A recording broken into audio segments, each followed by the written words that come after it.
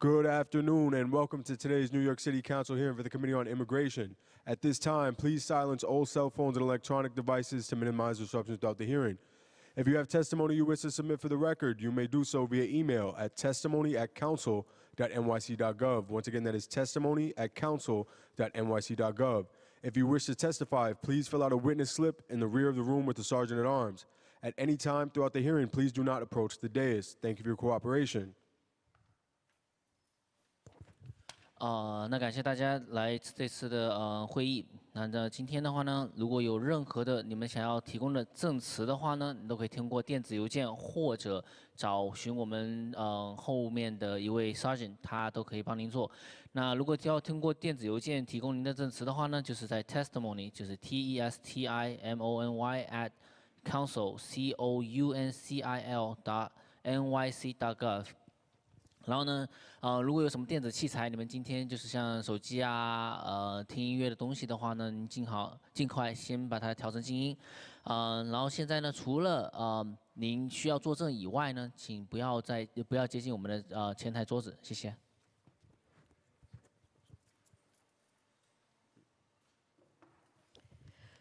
Bonjour et bienvenue à l'audience du Conseil municipal à sujet de l'immigration.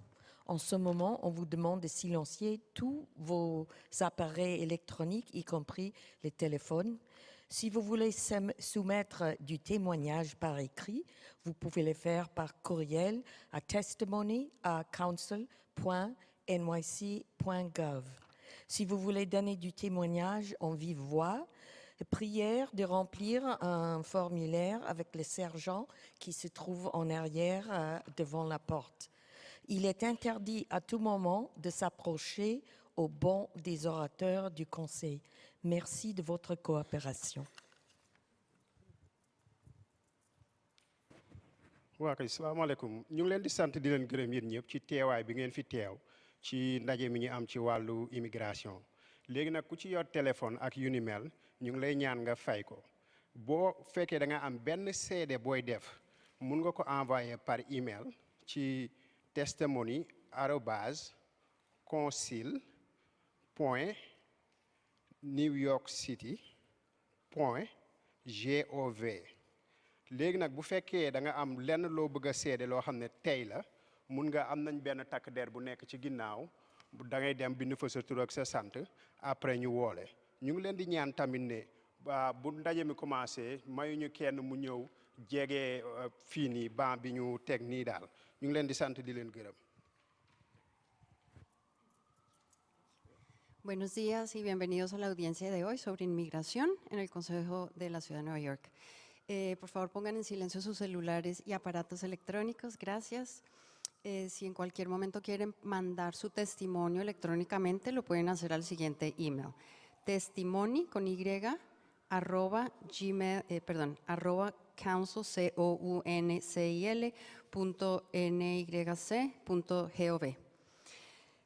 Si desean testificar hoy, por favor, lleven el papel atrás con el sargento y así lo podrán hacer. Y por favor, en ningún momento acercarse al estrado. Gracias y gracias por su cooperación.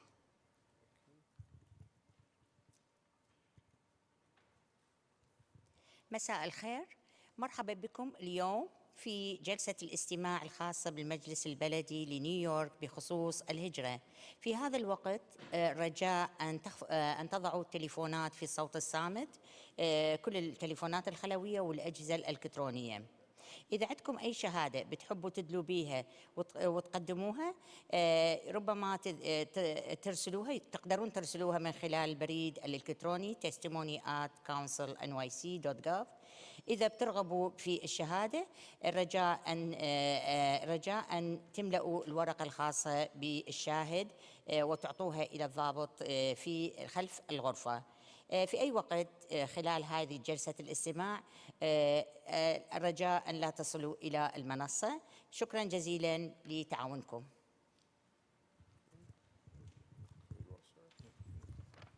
Bon après-midi, moi accueilli nous dans l'audience conseil sur l'immigration. Dans le moment ça, je tout le monde fait mes téléphones cellulaires nous et puis n'importe l'autre appareil électronique nous gagne. Si nous avons fait au testimony, nous remettre li dans testimony@council nyc.gov. Dans n'importe moment, PIDA nous approcher ce stade-là. Merci pour toute coopération. Chair, we're ready to begin.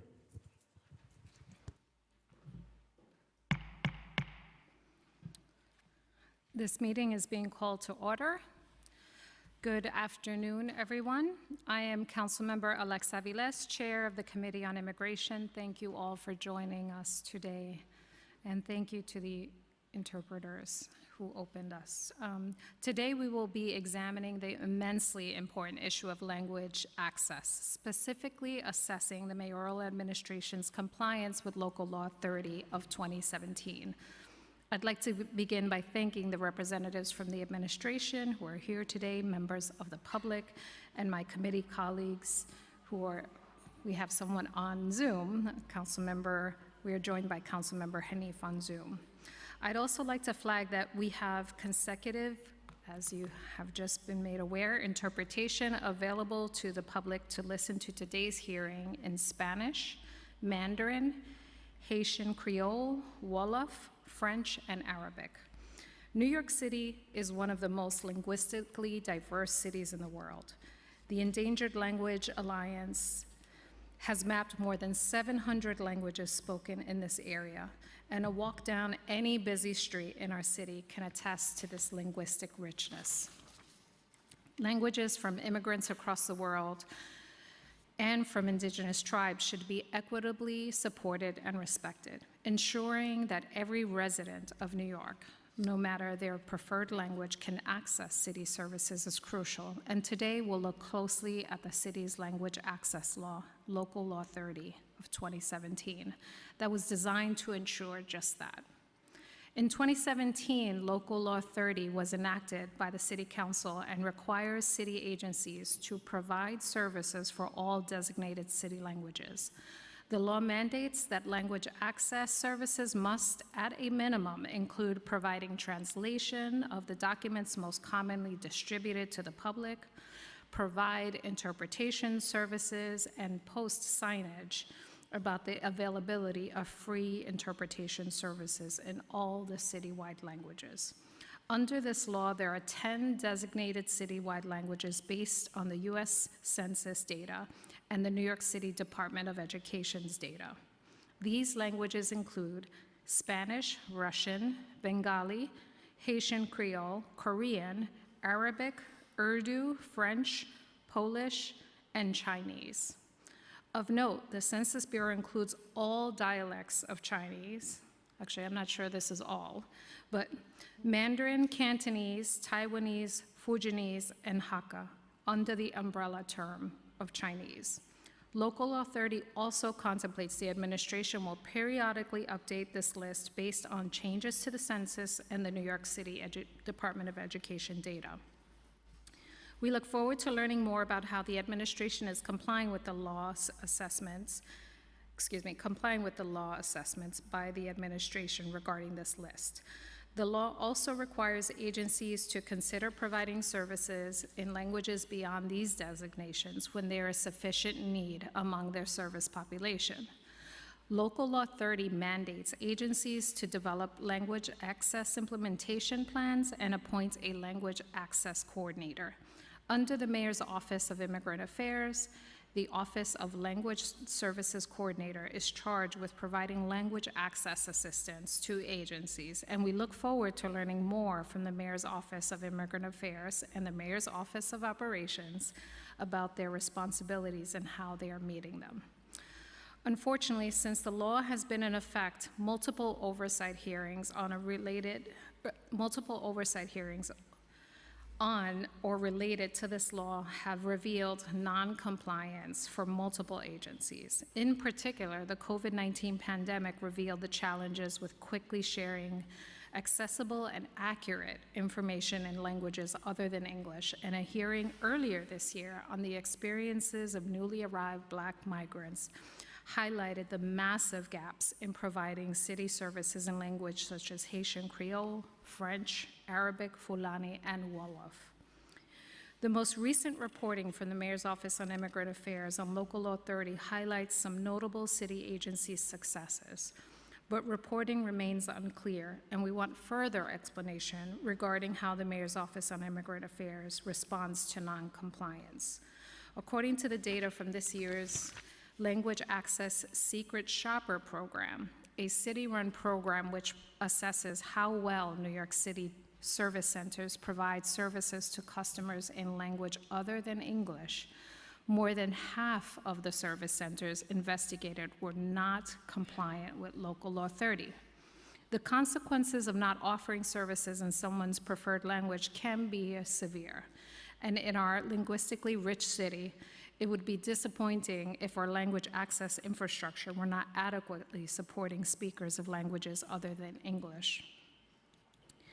We look forward to learning more today from the Mayor's Office of Immigrant Affairs and again, the Mayor's Office of Operations on how we can improve Local Law 30 compliance for our city's agencies to ensure that the access to city services is in fact equitable. The Committee on Immigration will hear the following legislation, Introduction 215, sponsored by Councilmember Hanif, which would require the creation of an Office of Translation and Interpretation within the Mayor's Office of Immigrant Affairs. I look forward, I will be sharing actually Councilmember Hanif's testimony and look forward to hearing more about how the administration's response to the current, about the bill and the administration's response to the current structures and resources available for language access. I would like to thank all the committee staff for their work in this hearing, including Nicole Cata, Legislative Counsel, Rebecca Barilla, Policy Analyst, Florentine Cabor, Unit Head, and lastly, I would like to thank my staff, Chief of Staff Edward Cerna, and Legislative and Budget Director Christina Botego, and Legislative Fellow Amarachi Ngadi, and everyone for working in the background to make this hearing run smoothly. We have also been joined by Councilmember Salam on Zoom. Thank you, Councilmember, for being here. I will now read, on behalf of Councilmember Hanif, who could not be here for medical reasons, her opening statement about her bill.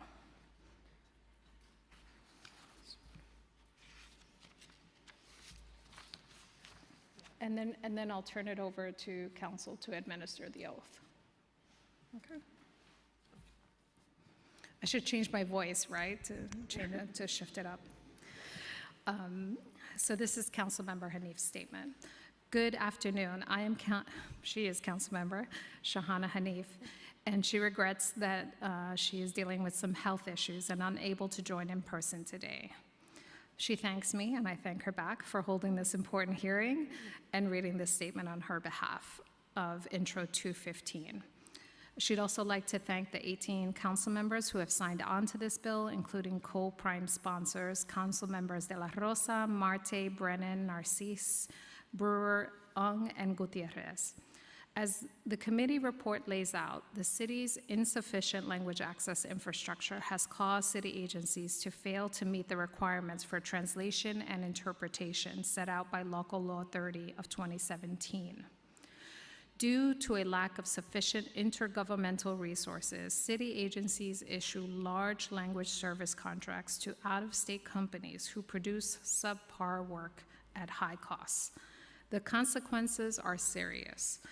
During the pandemic, the city was often unable to communicate time-sensitive information to our immigrant communities regarding the vaccine, safety protocols, and changing policies. Additionally, as the number of new arrivals has increased over the past 2 years, language access has been a consistent barrier to connecting folks to essential services. Intro 215 seeks to mitigate this issue by establishing an Office of Translation and Interpretation within the Mayor's Office of Immigrant Affairs. This would consolidate the ongoing and often overlapping work of the Language Access Team, Language Services Team, and Office of Language Services Coordinator into one streamlined and strengthened entity. As this office scales up, it would directly fulfill more and more agency requests for document translation and live interpretation at events, allowing agencies to wean off of external contracts. This would increase the quality of the work, decrease wasteful spending, and create jobs for New Yorkers with language skills. The office would also play a parallel role to the State Office of Language Access, overseeing local law 30 implementation and providing guidance and support across city agencies. The office could additionally serve as the city's main support entity for the Community Interpreter Bank and the 3 worker-owned language service cooperatives for languages of limited diffusion that this council has funded and is helping to launch. Thank you for your time, and I look forward to the testimony from the administration and the public. And with that, I turn it over to committee counsel to administer the oath. Thank you, Chair Aviles. We will now hear testimony from the administration. We'll hear from Kenneth Lowe, Lorena Lucero, Yong Kwan, Daniel Steinberg, and Francisco Navarro. Before we begin, I will administer the affirmation. Panelists, please raise your right hand. Do you affirm to tell the truth, the whole truth, and nothing but the truth before this committee and to respond honestly to council member questions? Thank you. You may begin when ready.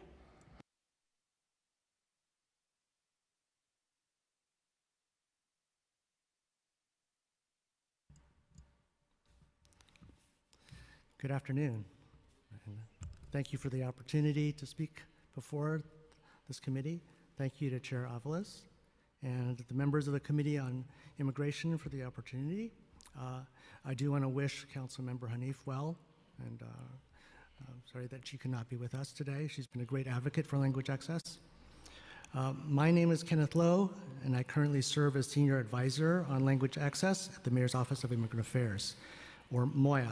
I'm joined here today by my colleagues Yang Kwan, who serves as Senior Manager for Language Access, and Lorena Lucero, Chief Policy Advisor at MOIA.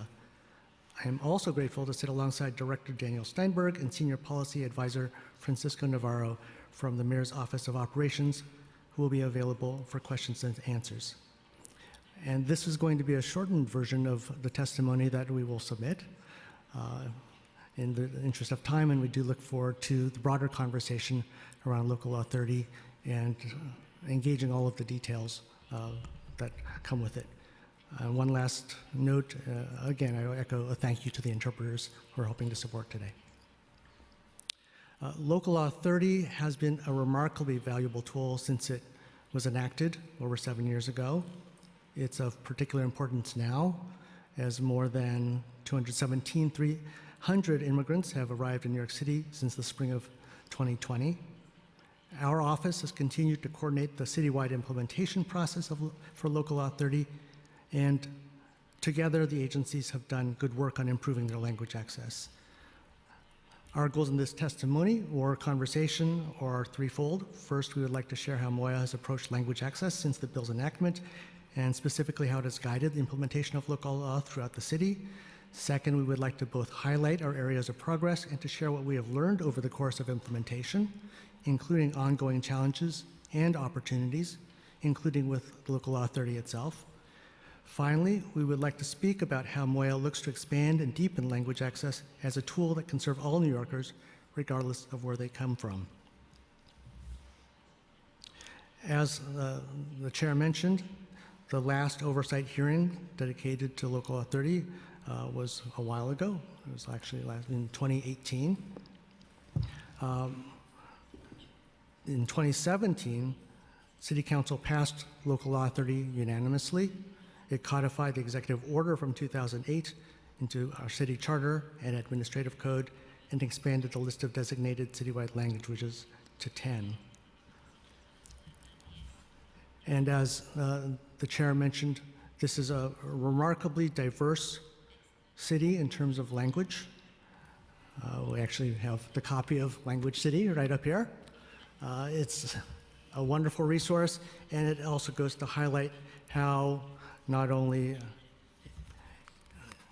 is New York City diverse in terms of representing 10% of the languages worldwide, but also explaining how, since its very founding, New York City has been a place of great diversity, and it's in the DNA, and it's critical that New York City serves a city with the appropriate infrastructure and appropriate effort to make sure that New York City continues to be a place that serves all of its cities, all of its residents in an equitable way.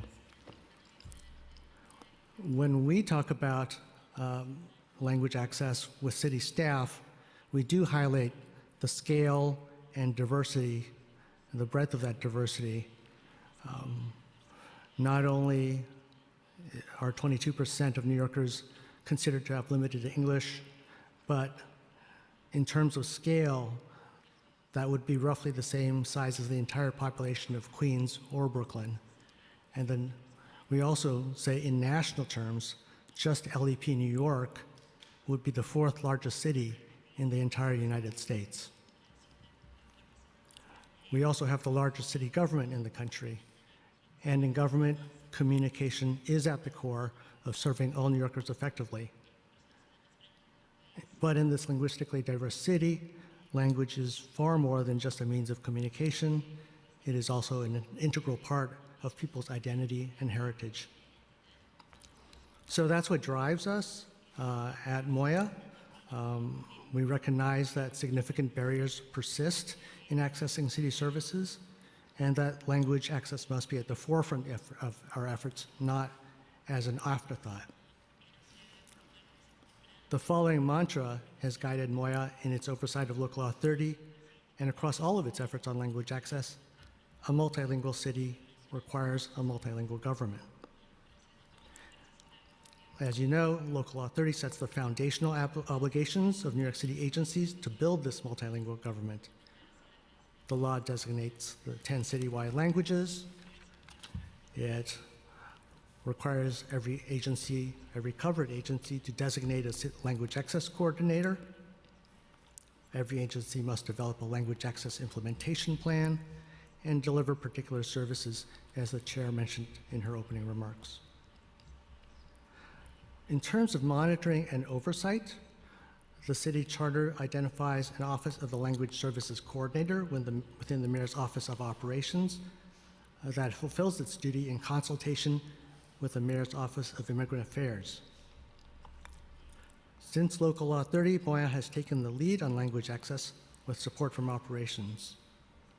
And we're happy to discuss this relationship in further conversation.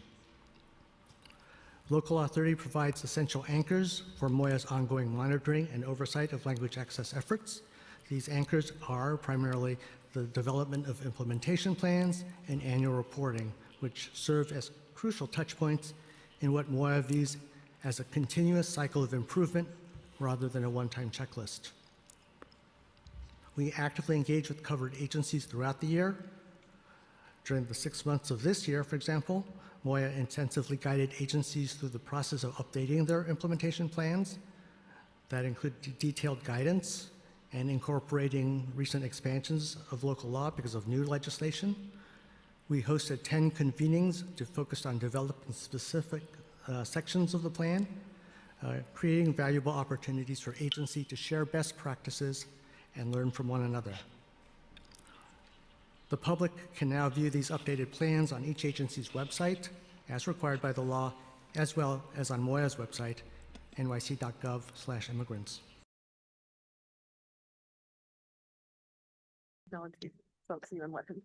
Okay, it looks like we are back. Thank you all for your patience in that technical difficulty moment. I'd like to acknowledge before we resume with the testimony from the administration, we were joined by Councilmember Bottcher and Councilmember Joseph. Thank you for being here. And Mr. Lowe, back to you. Thank you so much. Thank you, Chair Avalos. After that dramatic pause, and for a moment there, the hot seat was got to be a little lukewarm. When we last left you, was talking about the growth of our team and how that informs our position on Councilmember Hanif's bill, Intro 215. And I was speaking about the practical experience we've had trying to grow our internal translation team and the past discussions that we've had with New York City Public Schools Office of Language Access about their translation and interpretation unit. And as a result, we do not support the bill as it is written.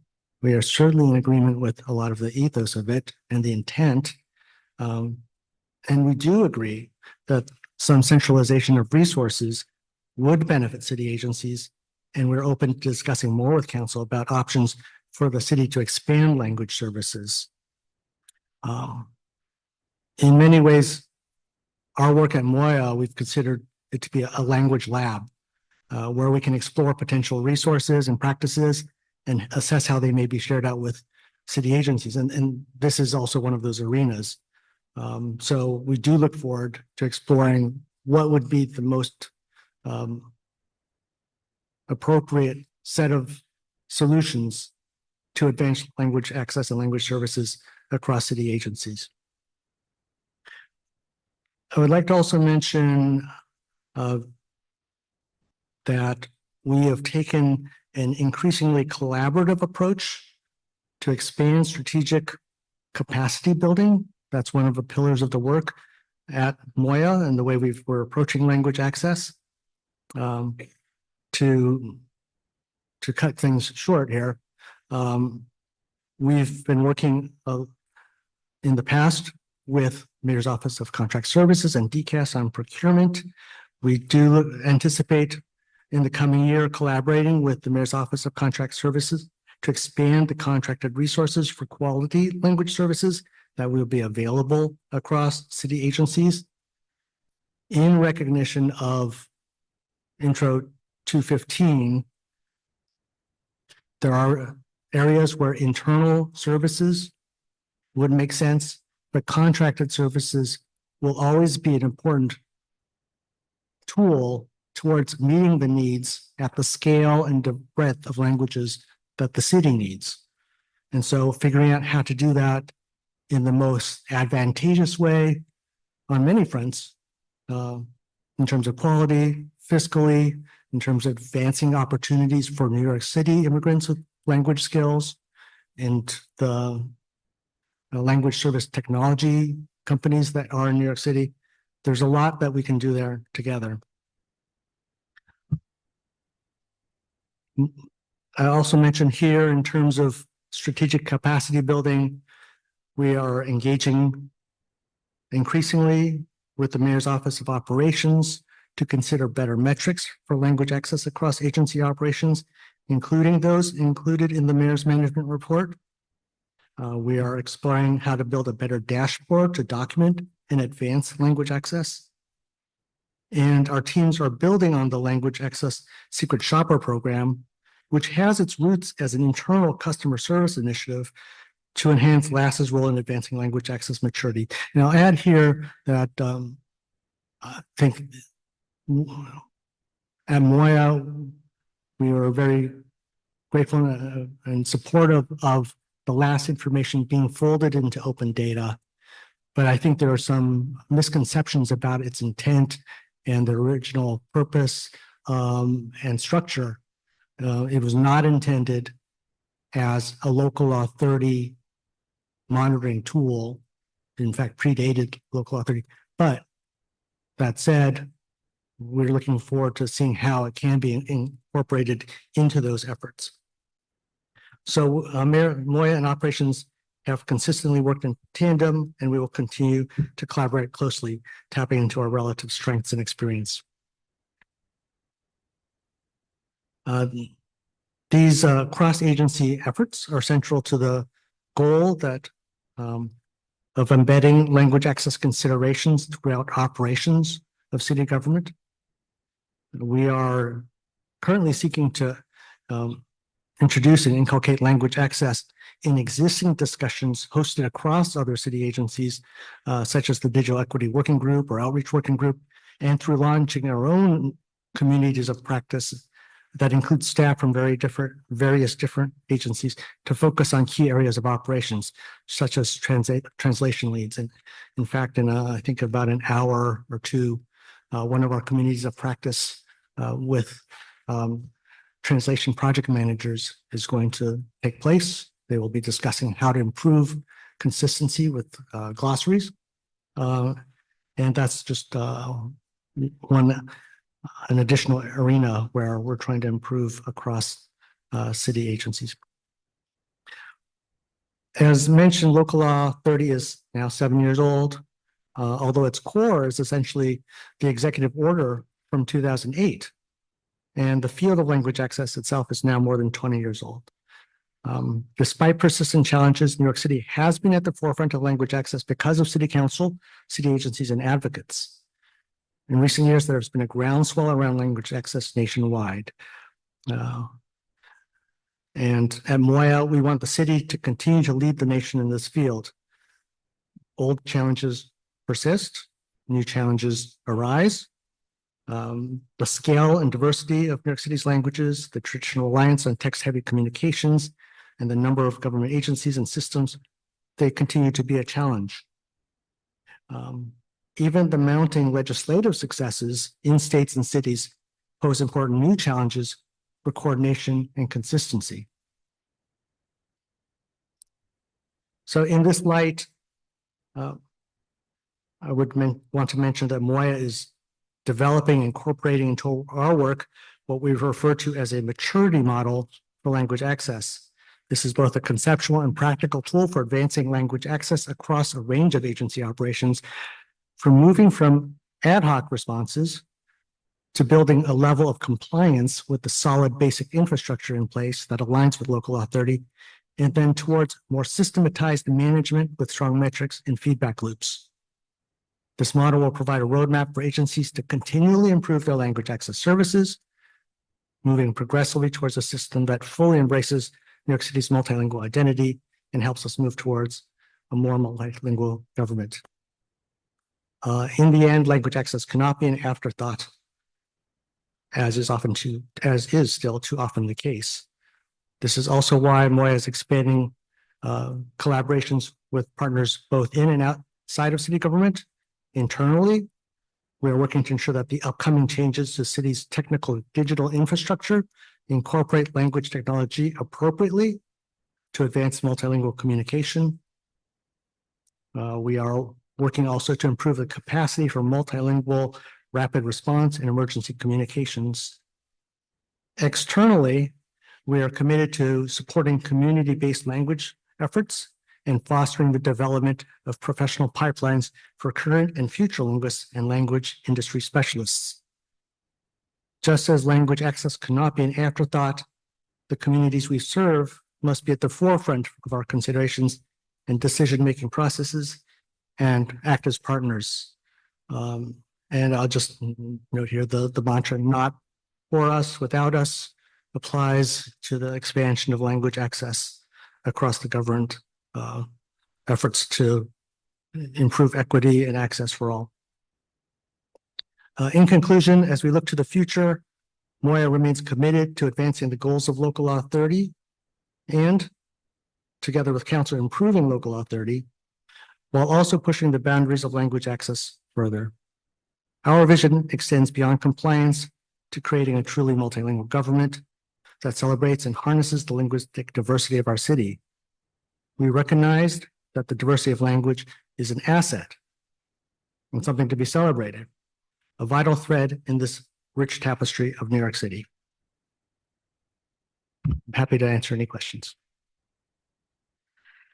Thank you so much, Mr. Lowe. I just want to acknowledge the administration.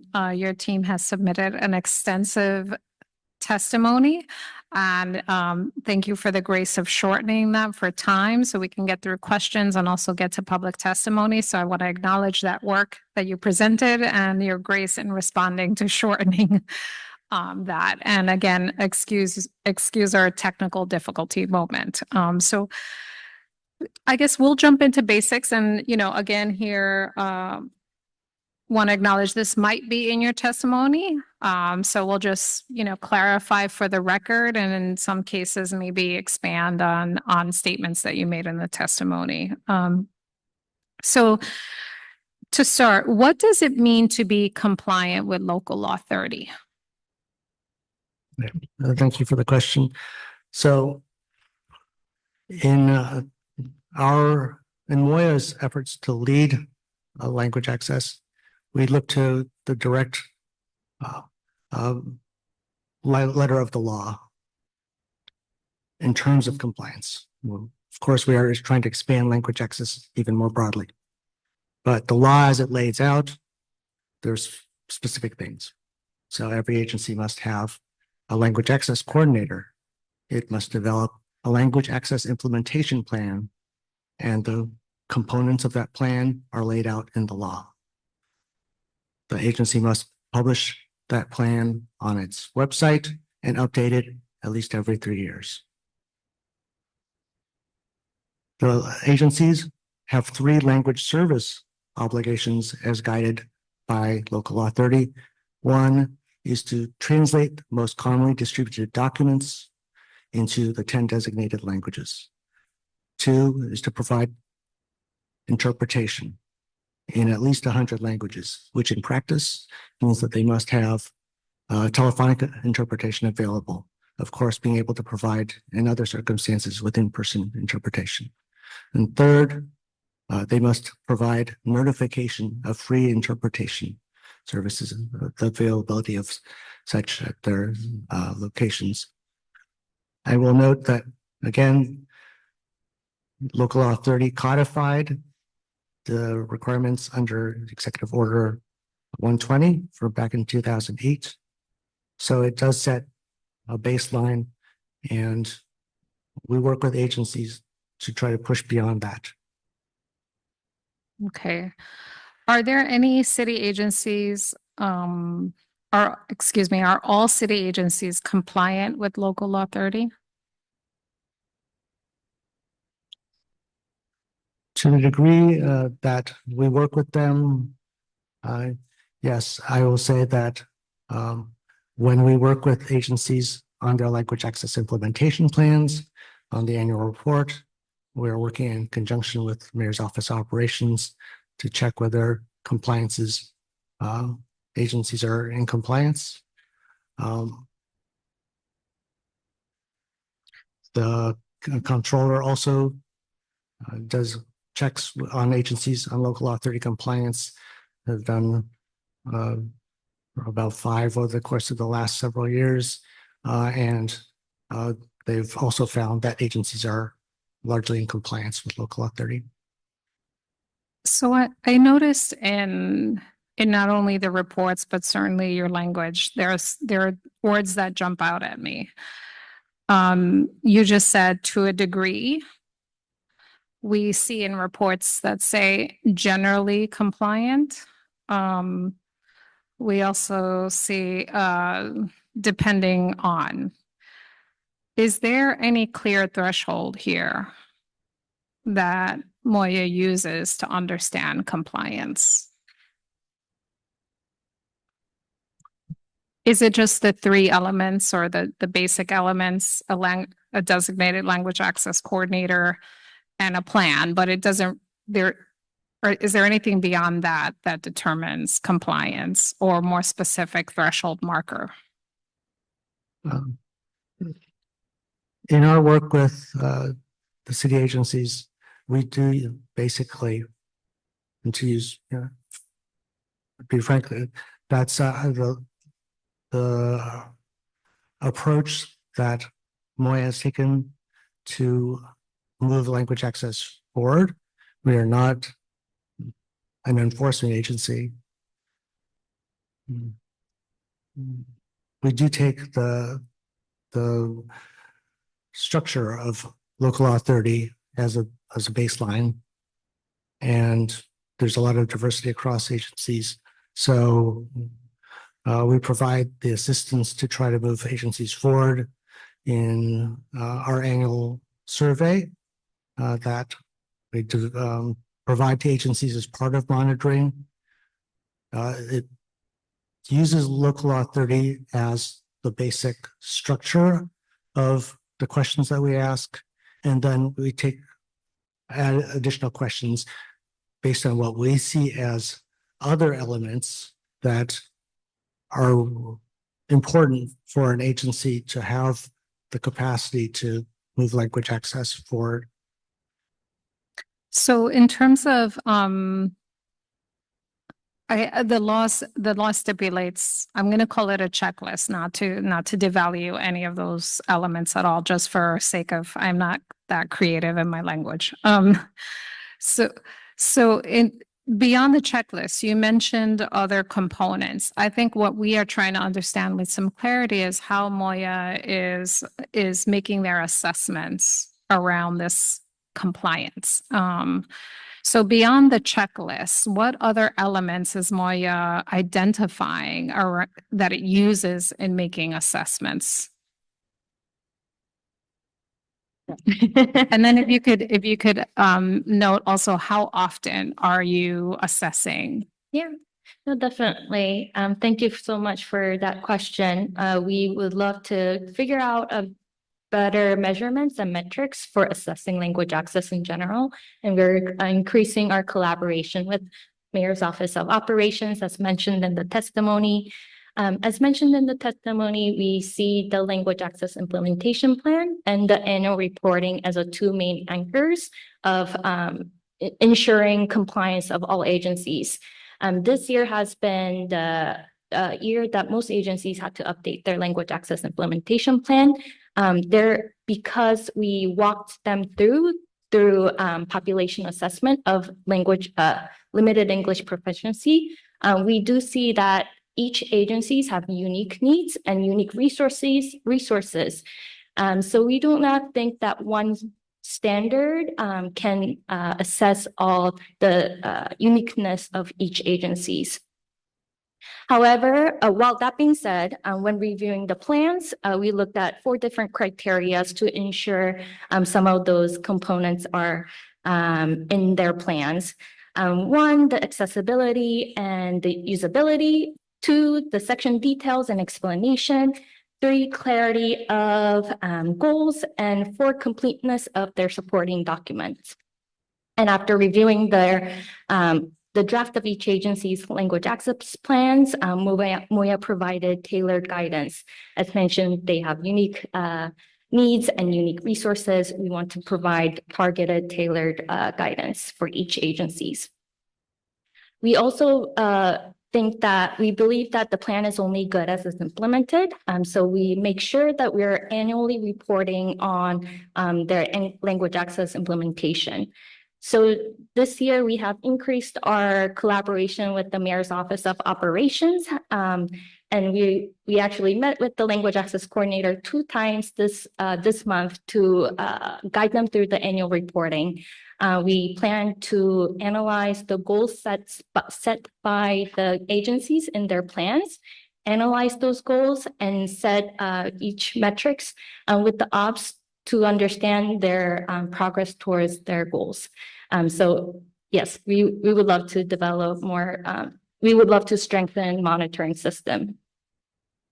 Could you repeat very quickly the 4 elements? You said accessibility. Yeah, so these are the ways we looked at all the plans. The first one, we looked at the accessibility and usability. So we're understanding if it's readable.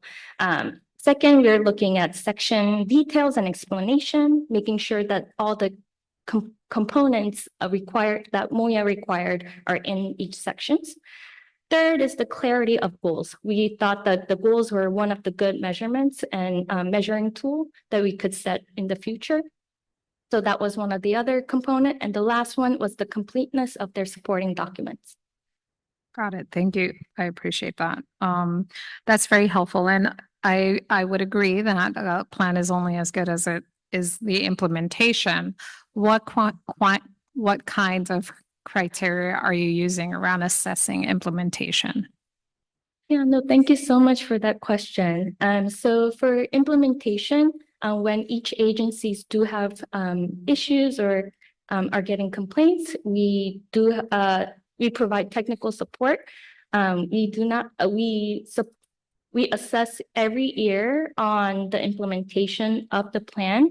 And then we submit the annual report to the city council by December 15th. So that is one metrics that one tool that we're utilizing to assess the implementation.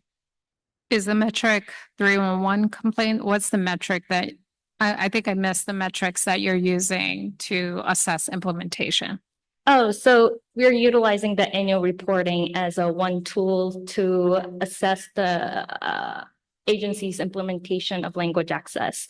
Currently, the local law 30 sets different metrics on what to be reported on the annual report, such as the 311 complaint numbers and other ways agencies have received complaints. Another way, thank you for Local Law 6, we are collecting expenditure report from agencies on how much they have spent each fiscal year on language services. That's another good metric tool that we're trying to figure out how to make it more accessible and usable for our assessment of their implementation of language access. So are there, I guess what I'm hearing is, as per your own assessment and the criteria that you're currently operating under, that all city agencies are compliant. Generally, yes. And we do want to move agencies forward. We are not looking for compliance. We're looking for agencies to move towards a true language access, not just the compliance set by Local Law 30. Ways we do that is embedding some of our values and approaches into our guidances on language access implementation plan.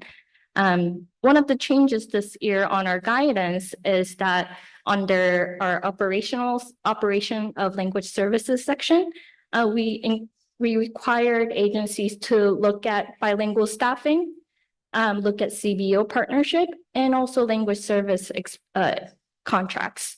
We think that we need to utilize all the tools in our toolbox in order to make sure that language access is being met.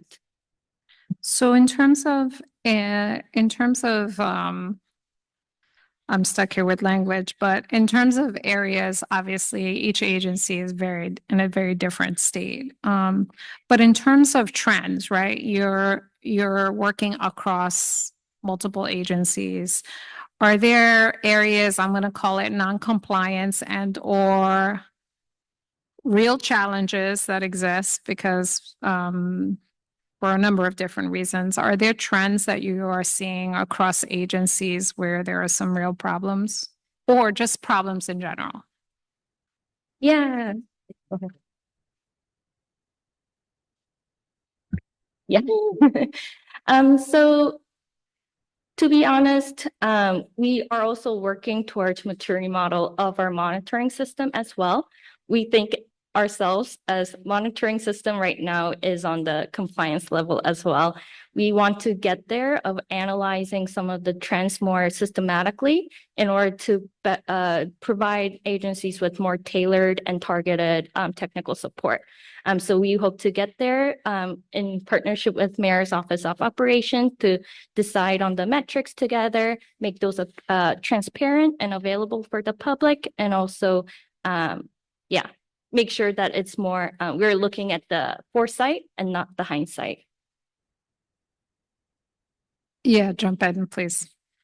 Hi, Dan Steinberg from Operations. I'm happy to elaborate on the nature of our work together, but just wanted to point out from a data perspective, I think your point is very well received. If you look at the MMR, for instance, there are dozens of indicators that speak to the volume of interpretation services, and they're very valuable in the sense that you get, an immediate command over, which agencies are doing the most interpretation for which services, and you see the ebbs and flows, and you see the city's ability to adjust to new demand. And in the last fiscal year, the report was sort of remarkable in that some agencies increased completed requests for translation services 20 to 50% higher than they'd done previously. Or with 311, like the really remarkable number was the amount of service requests that they fielded in languages other than English and Spanish. And so you see these, really important trends. But I think as you're implying, you're right, that they speak much more clearly to volume rather than quality. And so I do want to point out that all of these indicators, the local authority report, of course, is annual, but these indicators are pushed out quarterly through our website on the Dynamic Mayor's Management Report. But I think there is some consensus here that the data in terms of its ability to speak to the quality and comprehensiveness around, complying to the spirit of these local laws, I think there is room for progress there, and that's our focus. No, thank you for that. I think as we're looking at the reports, obviously it is complex, but it's hard to find where the floor is and where the ceiling is, because it leads you to a conclusion of haphazard as opposed to building, despite like the environmental context, which keeps changing, right? Like the needs are shifting for sure. So I think we're trying to understand like how the administration is assessing and building, and what thresholds are they setting for agencies so that we are not caught in the first floor till the end of time, right? Where we're not making any progress. We're investing enormous amounts of money and energy, and we still can't get basic documents translated. So this is what we're trying to figure out how to get at. Yeah, please. I would say over the course of administering or guiding agencies through local authority, I'll say that the work that my colleague Young was just speaking about on the last round of implementation plans, it reflects 2 cycles of working with agencies on the previous plans, where my former colleague and I, we were focused on what we would call basic infrastructure, making sure that there was contracts in place, a protocol for internally getting materials translated, training, some of the things which aligned with the details of local authority and others that didn't. We found that over time that having a dedicated leader on the language access front, a language access individual whose primary role is language access, as opposed to an additional requirement, was essential. In particular, if there was a team, we find that there's more capacity to move that work forward. And especially in terms of working effectively with the contracted services. One of the arenas where we were trying to provide guidance and technical assistance and training to language access coordinators was around how to work more effectively with contracted vendors. Because as mentioned in testimony, there's certainly a critical way to provide those services. So having a system in place, having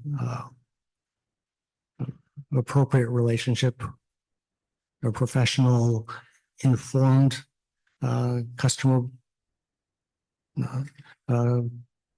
vendor relationship is critical. So some of those areas are the kind of the capacity building work that we find is really helpful in improving how agencies deliver on that. Now that's just one arena where having a team and having more knowledge around how language access fits into specific arenas within the agencies. So not just the language access coordinating everything, but also communications leads, outreach leads, contracting leads, who can do embed language access into their work is where we need to head. And the agencies that have done better on language access are those that have done that kind of, place that kind of attention and resources into building out. So some agencies that will be better than others. We want to make sure that we're sharing the best practices and sort of creating, raising the level of expectation across agencies to deliver on language access. Yeah, thank you. I mean, certainly raising the standard, right? If we know what the appropriate mix is, whether funding, contract services, having a certain level of multilingual staff, we have to move beyond a gentle nudge and a fundamental requirement, right? If we're gonna lean into our responsibility to meet our citizens where they need to be met in the languages that they speak, we have to move beyond suggesting. Yeah, I think that's exactly where the work that Young and I are working in conjunction with the Mayor's Office of Operations really wants to take this. As Young mentioned, Local Law 6, which shifted the reporting to the fiscal year, was really important for us as an agency pushing language access, because it puts the reporting and the considerations into the fiscal year cycle, which allows us to work with agencies better in terms of budgeting, planning, monitoring, evaluation, and to ultimately embed language access into the operations of any agency. And with the work together with operations, we hope to advance that even further. Right. So does Moya have a database of translated materials across city agencies? We currently do not. That is something that we anticipate working on in the coming year because of two levels. One is the closer engagement with the Mayor's Office of Operations, and two, our engagement with the OTI, Office of Technology and Innovation. They have, as you may have seen with the My City project, there are efforts underway to update their underlying digital infrastructure. And as I mentioned in testimony, we're very interested in making sure that with those advances, that considerations around multilingual communications is embedded in that work. And with that, it provides an opportunity to also to more effectively collect the materials that they're putting out to make sure that we're monitoring that they're available in other languages as well. Got it. So in terms of, is it the responsibility of the language access coordinators to report either non-compliance or little capacity or inability to meet language needs?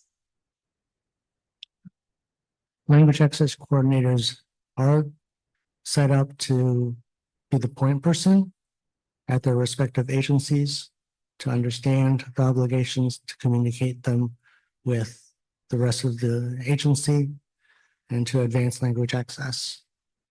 I will add here that this is one of the arenas where Moya, when we're considering how to improve Local Law 30, is to reconsider or to think about how those language access coordinators are designated, and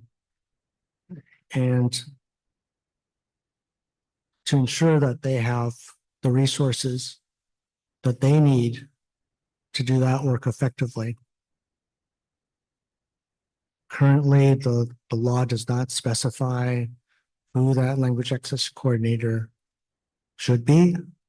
We certainly have some thoughts on that, which we would love to discuss further with council along with other arenas and to improve Local Law 30. I'd love, it sounds like you've thought about this and you've looked at it. What are the recommendations that Moya has put forward around how to improve language access coordination? Well, there are certain arenas that I'll say over the course of implementing local authority or helping to guide agencies to implement local authority over 2 cycles and now into a third, find that it's an extremely valuable tool, but it is in some ways, we've used the term a blunt instrument. And it was very useful in sort of setting the stage, but as our work continues, we try to refine how from our end, we can do monitoring in conjunction with operations to kind of embed those language access considerations into the processes and the monitoring processes of the city. But internally, when we guide agencies, we specify what those requirements are per se. Just the naming of a language access coordinator is a step, but making sure that the right person is in the job would certainly advance how agencies can move forward with language access. So language access coordinators is one arena, providing more explicit guidance to agencies around what needs to be translated, providing more specific requirements around training. Those are some of the areas that local authority could certainly improve. So does Moya have plans to advance these kinds of recommendations that could materialize improvements in services, or like when do we get there? Because we're in year 7. Yes, I would say, Chair, that we have thought about this. We want to do this work better with the agencies, and we have a list of items that we would love to work with council on as possible potential amendments to local authority. So are you suggesting that that this program cannot be improved through the administration of it, that it requires a policy change? No, I appreciate that. We take language access seriously. Yeah. This is what we work with agencies to improve this.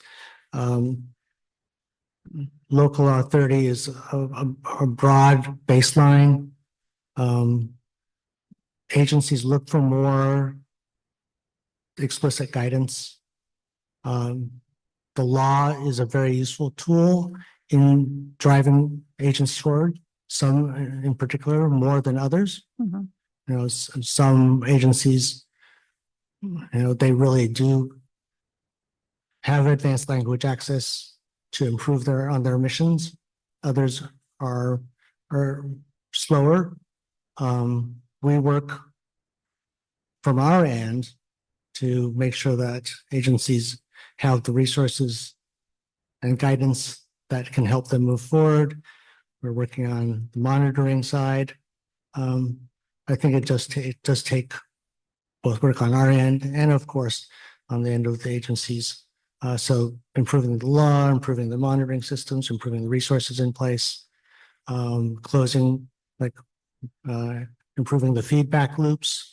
All of these things, I think, would help advance language access. Sure. And, I think it's almost like teachers who teach varying levels within a classroom, right? There's a technical term for it that is escaping me. Some are moving faster and some are just have different needs. So I guess I'm wondering, like, if as you are doing this work and assessing and seeing trends across and knowing which students are moving faster and which need a different, why would we wait to provide the tools and the guidance to move fast for those who can move faster and meet those obligations for larger kind of policy change. Like this feels like administrative choices that are being made around how, this daily operation happens. I think that's a fair question. I think that's one of the elements behind our developing a maturity model. We really want to create a roadmap forward for all agencies to do the work across their areas of operations better. And I think one of the challenges around language access is that, it is an afterthought, tends to be an afterthought. And at the same time, it's a sort of an all of government kind of issue. So part of the technical advice and guidance we give agencies is around how to think about these things and to move language access more upstream in the considerations, whether people, whether budgets, whether systems. And I'll just add a couple of things that I think are also relevant here. The law has been in existence for what? I think it's 7 years. 7 years. And Moya and, the leaders really within this work, we ourselves have been growing in the past 2 years. And I think that there are lessons that we're learning right now. And I know that Ken mentioned this when he was speaking, but we really consider ourselves right now as a language lab in best practices and ways. And I think something that we have been doing proactively, with the bad students in our class or students who need a bit more help is that we're being more intentional in the times in which and how we are bringing them in collectively to share best practices. I think as the year progresses, we will have more. And part of in the testimony, I know that there's goals for us to provide a more centralized method for language coordinators, for example, to have an online portal for them to sort of have information at the ready. We're learning a lot from our linguists that are sitting right behind us in regards to best practices within their communities and languages. And I think right now we're part of the beginning stages. However, I still think that the addition, especially in the last 2 years of providing the technical assistance that I think we had previously, but I think now we're being very more intentional about it. I think we'll see changes in the city to come. Yeah, thank you for that. I guess in curiosity, where do you think enforcement of this law should exist? And what should that look like?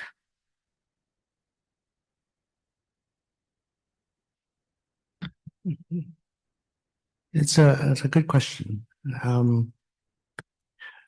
Our focus as from the mayor's office, is on supporting, providing guidance and assistance in a pathway forward. We are not an enforcement agency. There are certain just compliance checks that we do to make sure that those pieces are, in terms of the reporting, are done. The ongoing collaboration with operations and around metrics is leading towards a better situation where we can do more direct compliance measuring. And I think it's more of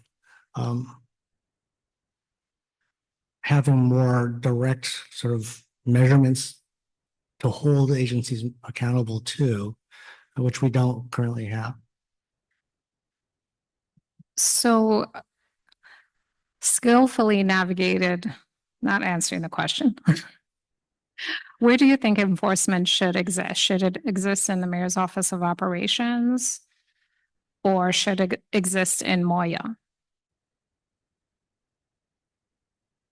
Should enforcement exist on language access? We have a law. We are trying to get everyone to meet the law very gently with some investment in growing, data, growing infrastructure, but where should the enforcement to ensure that our city meets this law, meets the needs of immigrant communities exist?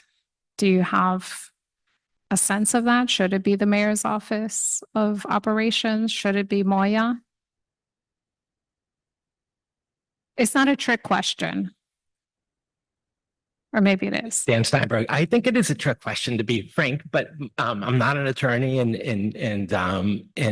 but when I look at the letter of the law, there's a lot of language around to the extent practicable and reasonable efforts toward, and that does, it is a not necessarily a very straightforward environment to enforce anything. But I do want to clarify that we also don't have enforcement authority. Obviously, we have a Right. program that. I'm Yeah. asking, I guess, you as practitioners, right? Who are charged with meeting this law and are charged with engaging with the agencies. And what we see is obviously growth, and we see real challenges to meet it. And everyone says, well, I'm not an enforcement agency. I can't be held accountable here. And I am asking as a practitioner, where should enforcement live? Obviously, it could change depending on the context, but as practitioners of seeing the implementation and development of this infrastructure, where should enforcement live to ensure that we meet the mandate of the law? So we don't hear over and over again, I'm not the enforcement agency. No, I understand that, and I think it's a fair premise. I think I think the problem is that what are we talking about enforcing exactly? You heard the sort of the sort of core purpose of this law and the criteria by which it's been defined, and all the work that's been done revolves around that criteria. But there's also a reason why 8 different, audits from outside, stakeholders, different comptrollers and other oversight bodies all say generally compliant. It's because generally compliant isn't to the satisfaction of the council, and that's a different. Generally compliant shouldn't be the satisfaction of anyone, quite frankly. Right. We should be fully compliant and singing through the rooftops that our city is doing something beyond. So what we are trying to do is move beyond the floor at year 7. And I think there's obviously a lot of progress. There is building of staff, but I'm asking for your input as the practitioners here that are overseeing where should that standard be? Because the continuation of a death loop is what I call it, or the death spiral of like, nobody's in charge of anything. I see. Is profoundly frustrating, particularly in the context where we see serious gaps and then everyone's generally compliant. It's a frustrating affair. So I was just asking if you had opined on this and have some suggestions about where that apparatus could be and should be to move us along our continuum. Got it. I fully understand. I just think this entire. So we don't have an answer yet. yeah, so, It well- sounds like is the answer, which. Well, no, I think the Okay. entire formal infrastructure is predicated on continuous improvement, and that's exactly what happens. I think if we're talking about agencies following the law or not, it's a very different question than the subject of today's hearing, because these aren't laws that are being broken. These are best practices that are being promoted. And I totally agree. The city needs to be creative and proactive in order to achieve any of those goals. But I just think we have to distinguish between a formal legal compliance issue and the city's ability to take full advantage of these tools that have been given to us through all of these local laws. So we need a much stricter law is what you're saying.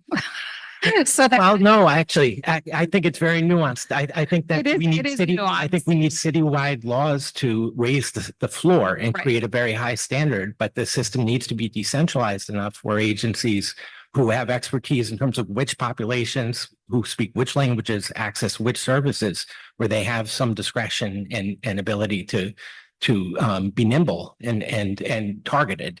And so creating a sort of regime where you have high standards that are enforced, but are nimble enough to let agencies exercise their expertise and discretion is very important. I agree with the high standard. I think that the problem is we're stuck at the floor. And the high standard is not clear because there is such a diversity of capacity and challenges, and there's no enforcement apparatus and no one who is responsible, although we're trying to move things forward in a positive direction. So I think we've belabored the point enough. I'm sorry, Mr. Lowe, you want to respond? Sure, Chair. I think I want to add that, this is in our arena. We are committed to moving forward language access, if that means being the seat of compliance or monitoring.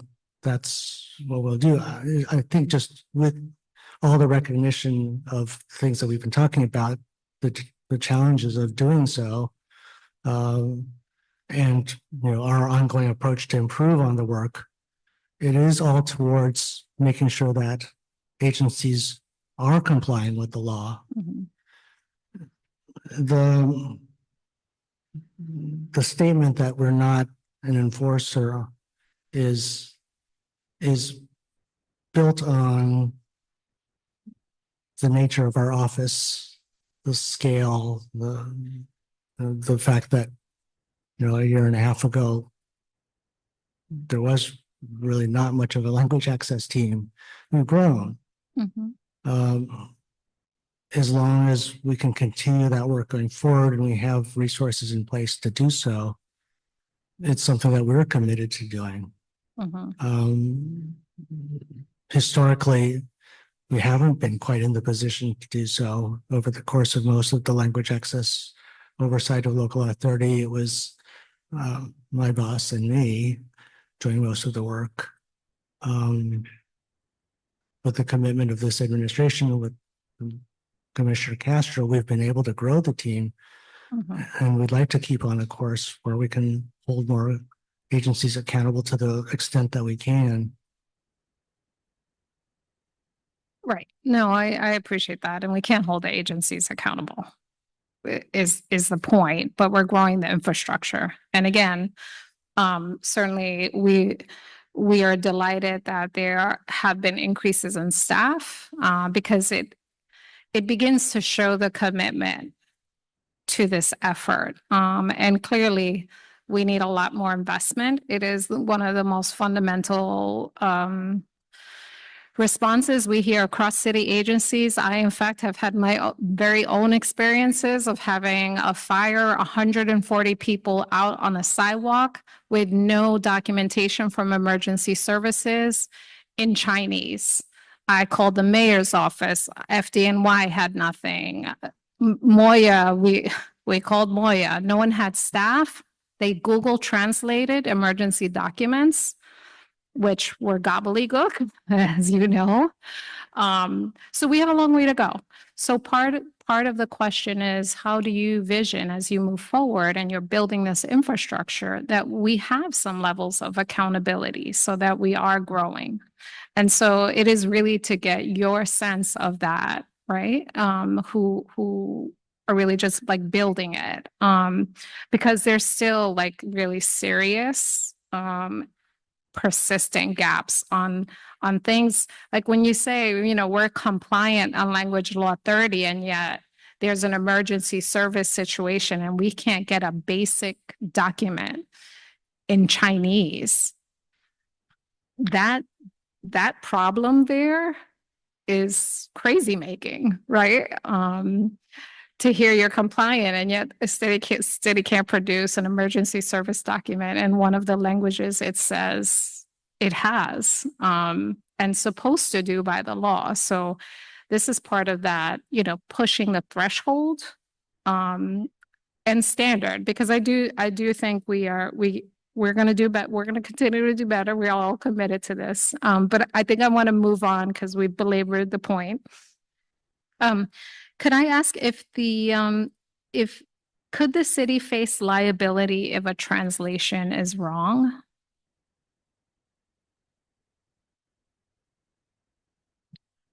And thank you for the question. We have to defer to the law department on that, and I think it's a fair question. I don't have a particular answer at this point, but we'll look into that, and I think that's part of the context of also improving language access. Great, thank you. And if someone does not receive interpretation when seeking services from a city agency and calls 311 to submit the complaint, does that complaint go to Moya or does that go back to the specific agency that did not provide the language access service?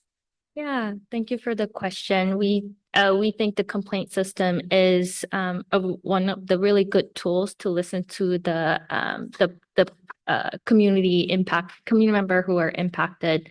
So we do report on that on our local law 30 report. We mention who is getting the complaints and how those are getting resolved and addressed and resolved. So most of the 311 language access complaints are usually pointed to the language access coordinators of those agencies. Moya is copied onto those, and we track them and report on our local law 30 annual report. So it goes to the agency, and then as you're doing the survey, Yes. you report on it. Yeah. Got it. Okay, that's helpful.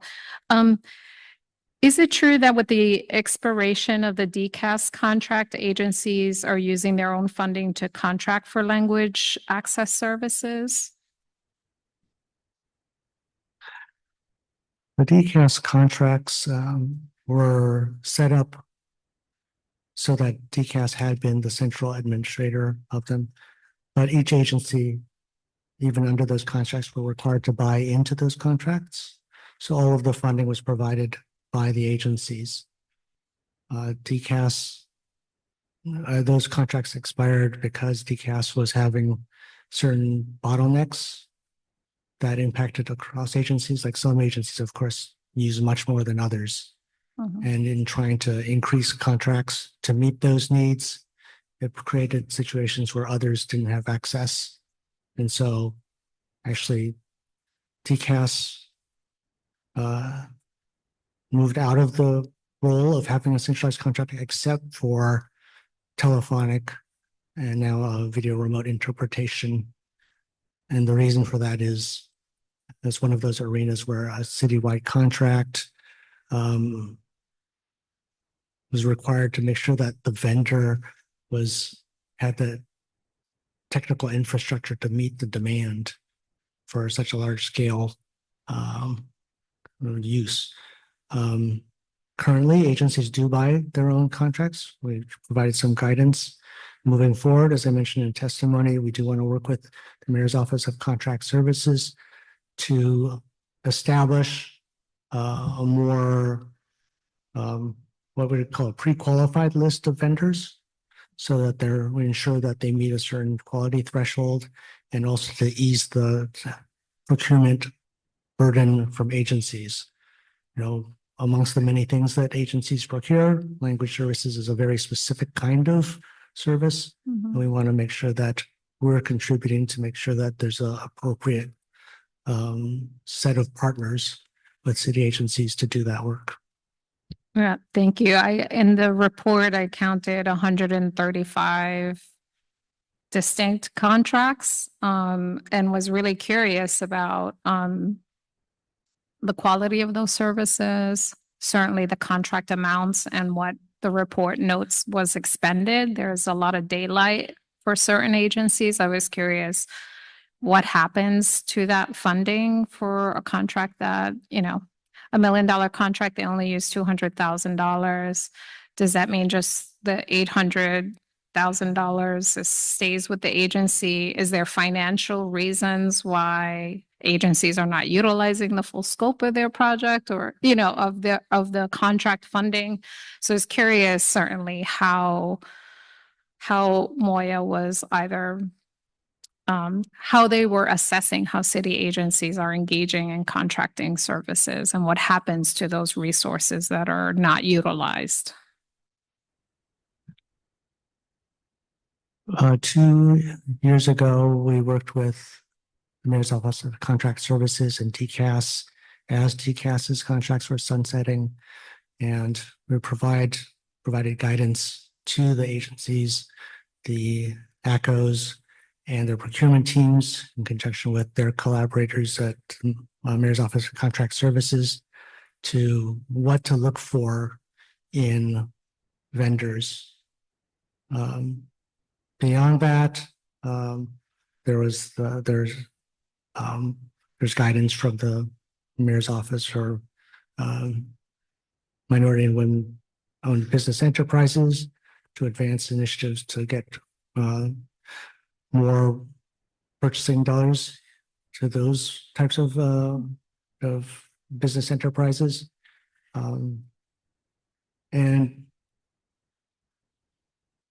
We've helped the agencies put contracts in place. I would say that they are the current state of affairs, in some ways, a bit of a stopgap. We do want to make sure that in the future that there are better sets of vendors to partners. And then also in conjunction with, you know, this, so far we've had one round of reporting on language service expenditures because of local law 6. We do want to, over the course of the, you know, next round and the subsequent round, be more deliberate about what we do with that information and help guide agencies forward in that arena of their language service use.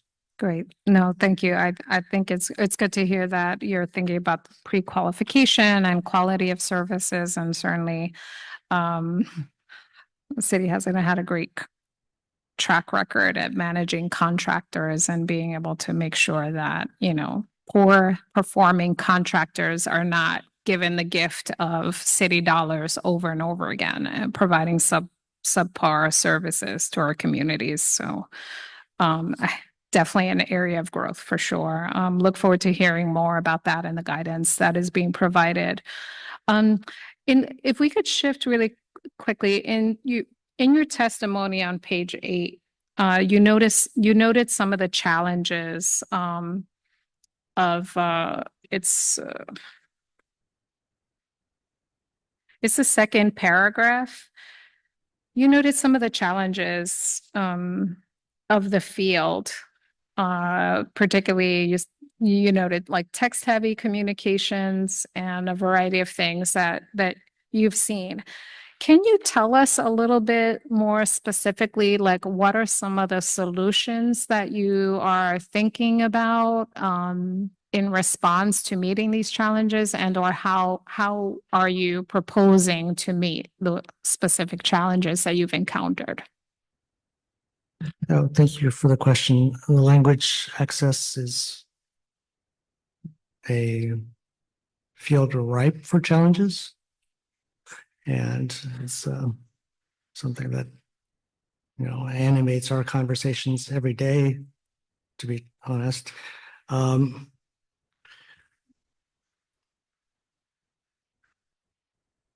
know, New York City, language city, has so many language resources amongst the communities, but there are certain avenues for the resources, commercial vendors, through CBOs, through city staff.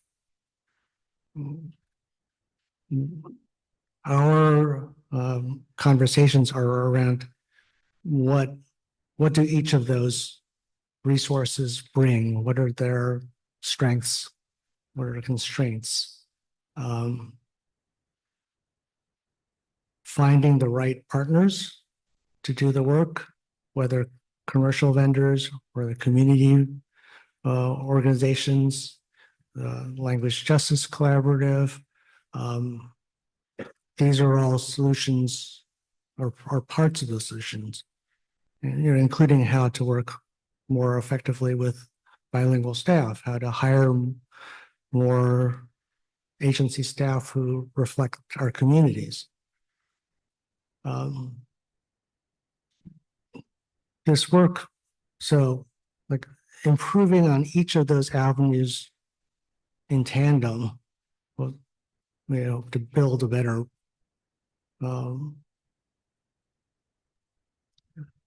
language service infrastructure.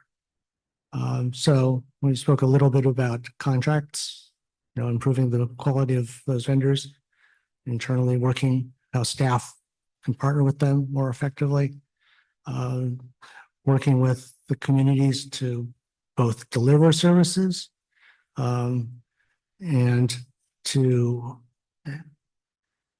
improve opportunities for linguists.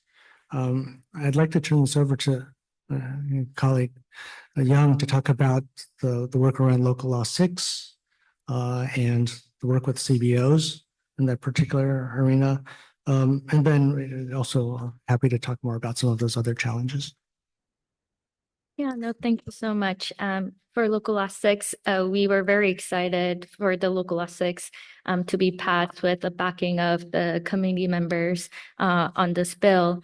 With the survey and afterwards, we conducted focus groups with select CBOs to understand how we can strategize our collaboration with CBOs to advance language access. We're really excited to share the second report that will be hopefully coming out in few weeks. That really guided us to understand how we can improve our infrastructure and systems so that we can be collaborative with the CBOs. And one mention about the traditional reliance on text-heavy communications in reference to Local Law 13. We do believe that language is not just a communication tool. It's a integral part of people's identity and culture. So in developing our Local Law 13, setting the guidance on Local Law 13 and setting the temporary languages, we spoke to speakers of languages of asylum seekers. We spoke to staff members who have to directly work with the impacted community members and all the other agencies that might be impacted to provide more nuance guidance around the temporary languages. We have set temporary languages as Wolof and Pular. Those languages, as we heard from linguists and community members, that the written format is not widely utilized by the community members. As government, we do rely heavily on text communication. In the guidance, we have recommended that relevant agencies look into utilizing audio and visual audio recordings or visuals to supplement those communication. And NYSEM has done a wonderful job in providing audio recording in their site as well to supplement some of their communication as well. And we look to further advance in this area. In terms of the types of communication that the city puts out, along with advancing language access and use of translation interpretation services, we always talk about understanding the audience better, like developing materials with a diverse audience in mind. We've had collaborations with this Service Design Studio in producing a series of community design forums or civic design forums that focused on plain language and are working on translations that involved community in the process. I think it's more of our capacity building work is really understanding the nature of communications within a diverse city across rapidly changing sort of technical area. So when we're talking about in testimony about working more in partnership with certain agencies, whether it's DCAS on the sort of human capital or training front, whether it's OTI on the digital communications front, with Knox or MONS on the procurement front. We are trying to make sure that the language access is getting incorporated into all of those fields.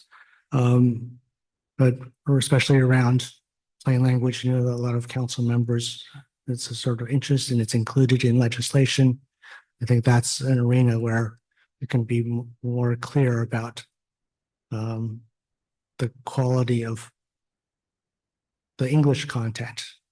We're just like everyone's at a sort of a continuum around language skills.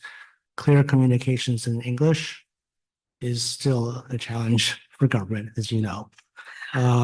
I can't and- disagree with that. And translation that we also say, garbage in, garbage out. Yeah, can I ask, in terms of, in this context of like responding to specific challenges that you're seeing, as you are well aware of, right? Recent reporting has shown that speakers of Haitian Creole have struggled to receive in-language documents, particularly in healthcare settings. Haitian Creole is obviously one of the 10 citywide languages. Can you walk me through what the administration is doing to meet the language access needs for those who speak Haitian Creole? Just concretely, what has been done of recent to meet that growing need? Haitian Creole, as you know, is one of the local authority languages.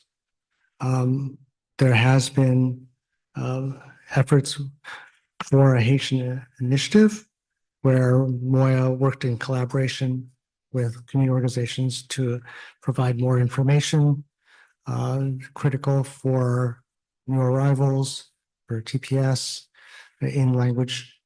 In terms of capacity, this is a common challenge across languages, especially in terms of interpretation, in terms of other languages, new arrivals.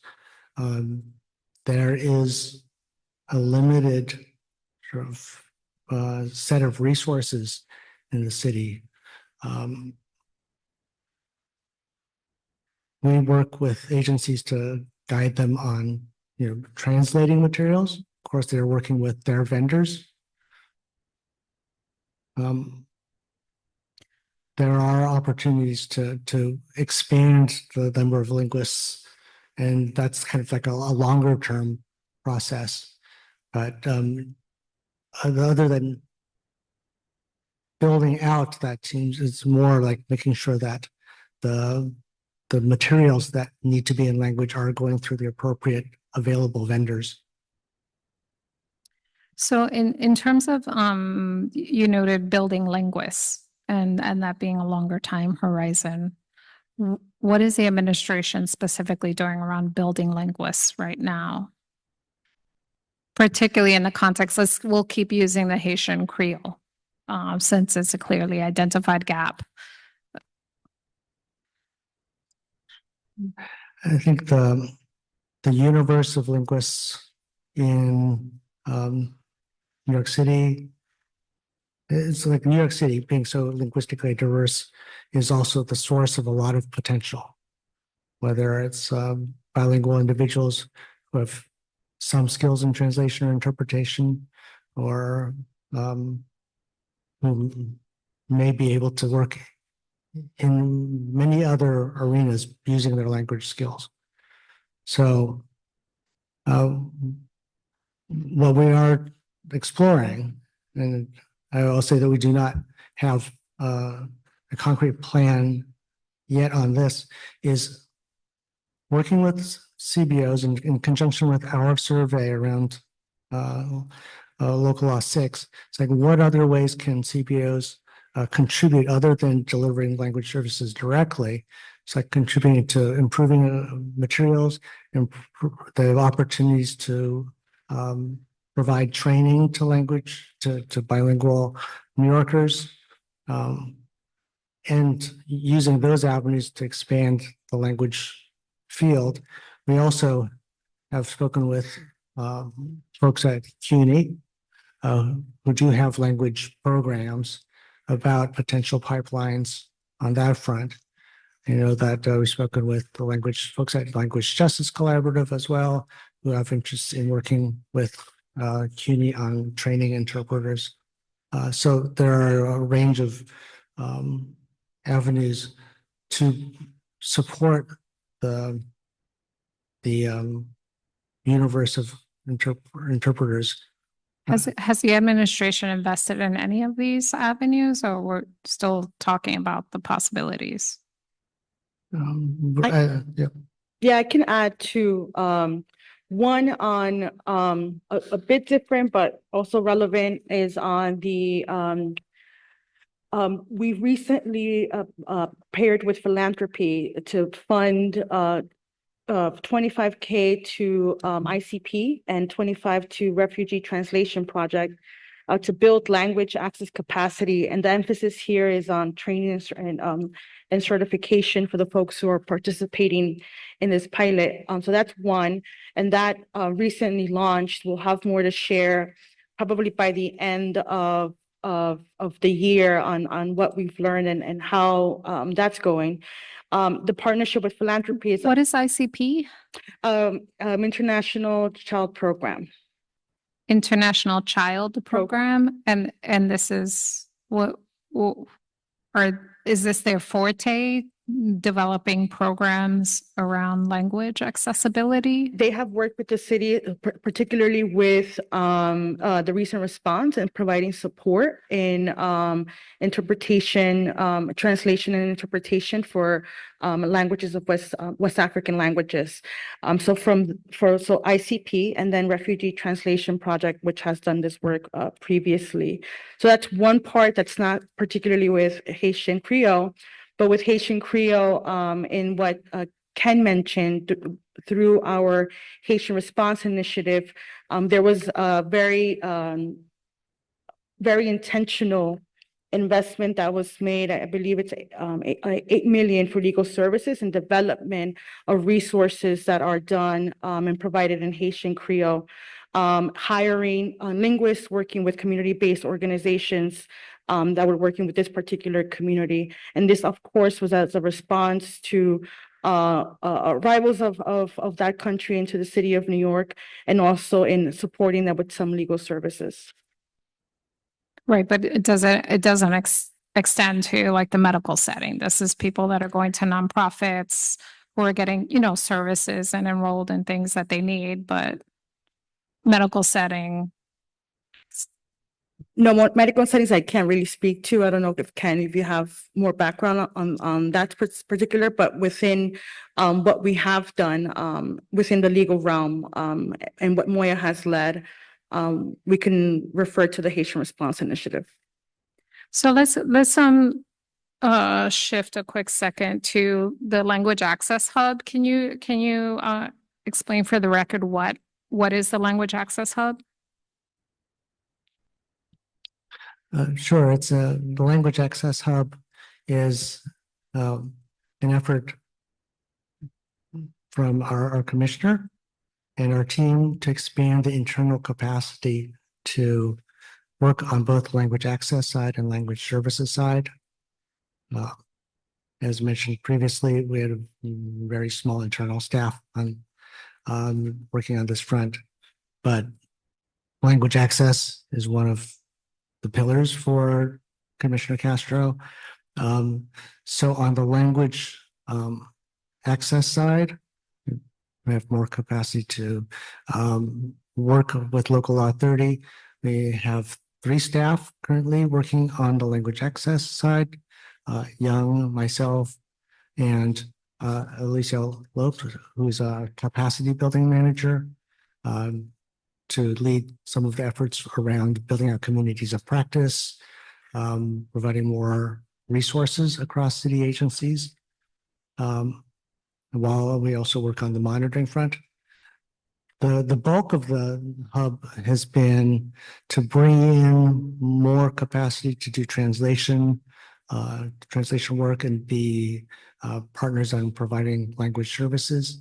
We now have 13 language access specialists across 9 languages.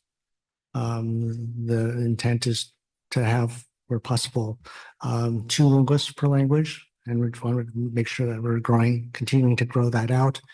The focus was on providing translation services for Moya, mayoral offices, and City Hall. And the value of having internal translators or language staff is to help provide direct services, be more responsive, to improve quality, and also to contribute towards tools that we think will help our work and also help city agencies. We anticipate doing more work around common glossaries and terminology, style guides. Also, as mentioned in testimony, parts that I was not able to get to, they've contributed to a lot of other arenas, including to the Secret Shopper program, to visiting asylum seeker sites, including the Arrival Center and HERCS, supporting outreach for IDNYC, a broad range, but the core work is around being linguists and informing the way that we all provide better language services. So in terms of is the hub part of, explain to me a little bit of the infrastructure for this sprawling agency that is Moya. Who's responsible for managing the language access hub? The language access hub is an area that I'm focusing on. Okay, Yeah. got it. There were a few other job lines that we did have to cut back on as Moya grew and with some of the budget issues. But the core is what we intend it to be, to both support language access and language services, and to have some opportunities for mutual enrichment. Have a language lab, as we like to call it, and to advance the work across the city. So what's the budget for the language access hub? Can you get the current one? Yeah, I can, thank you for the questions that you sent us beforehand. So I have the numbers. I think, a request of FY 22, we had 440,000. FY 23, we had 1,343,000. And I'm gonna just explain the dip in a second too. FY 24, 669,851. And FY 25, 534,493. For FY 23, the number that I provided also included our OTPS. For FY 24 and 25, it doesn't, because we moved away from including OTPS within that. I don't have that with me, but we can come back to you if you want that number as well. Yeah, I guess it would help to see the I guess the growth or the decreases in the hub. In terms of so Moya's annual report states that the office onboarded the 10 language access specialists and the 2 project managers. Are these, and you actually just mentioned in your testimony that the services generally work for Moya and the mayor's office. Are any of those employees farmed out to other agencies? Well, the work is at Moya. We do receive some requests from other agencies for other parts of the mayor's offices, on occasion for some other agencies, but by and large, not. We are there in case there's a stopgap need, or sometimes, and this is one of the challenges with some agency contracts, the need to turn around things quickly. So on occasion, our team is able to step in and support. We are trying to, now that we have the team, grow both our capacity, but our internal demand, to make sure that we're starting to provide a broader range of materials for the mayor's offices. Over the course of the summer, we've gotten increased requests to help support press release translations for City Hall in particular languages. So as we grow, capacity, we also want to take that opportunity to drive the demand for it as well. And I'll add that we, as you know, we work very closely with DSS on IDNYC. So there is a close collaboration there. In addition to our language specialists have been crucial in also providing support, particularly at the beginning for recent arrivals. So working in conjunction with OWASO, and Health and Hospitals at the Arrival Center was also sort of part of some of the work that we did. Thank you. I was just you anticipated my question if there were particular agencies that you worked more closely. You noted particularly at the beginning, and yet we've had a consistent flow of folks into the system. Is that because, tell me why that has trailed off? I would say that it's not so much as trailed off as it's become a bit more stable.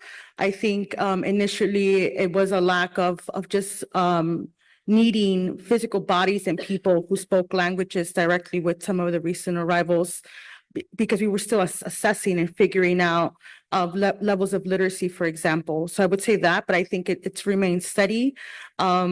We have a close working relationship with OWASO in identifying trends and new languages that come in. So I would just say that it's become steady in the last 2 years.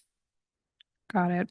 In terms of the Language Access Hub team members, do they, and I guess this overlaps with Local Law 6, are they at all spot checking any of the work of the vendors or fielding requests and doing the work themselves? The arrival of our larger team has been wonderful. We do work with outside vendors for a lot of the work. For certain materials, depending on the workflow, the outside vendor will do the work and our team will check it. They're vendors that you're specifically working with as opposed to like outside vendors that maybe other agencies. So I'll give you maybe an example. I hope this illustrates what we're trying to get at. A vendor hired by DOE puts forward a document, a standard document. It's rife with errors. Does Moya find themselves, or the Language Access Hub find themselves like finding these documents and then correcting them themselves, or responding to DOE that these documents are a hot mess and they should be corrected? No, thanks for the question. I will say that like It's probably all of the above. it hasn't been a formal program to do that. Yeah. But in working on Moya and City Hall materials,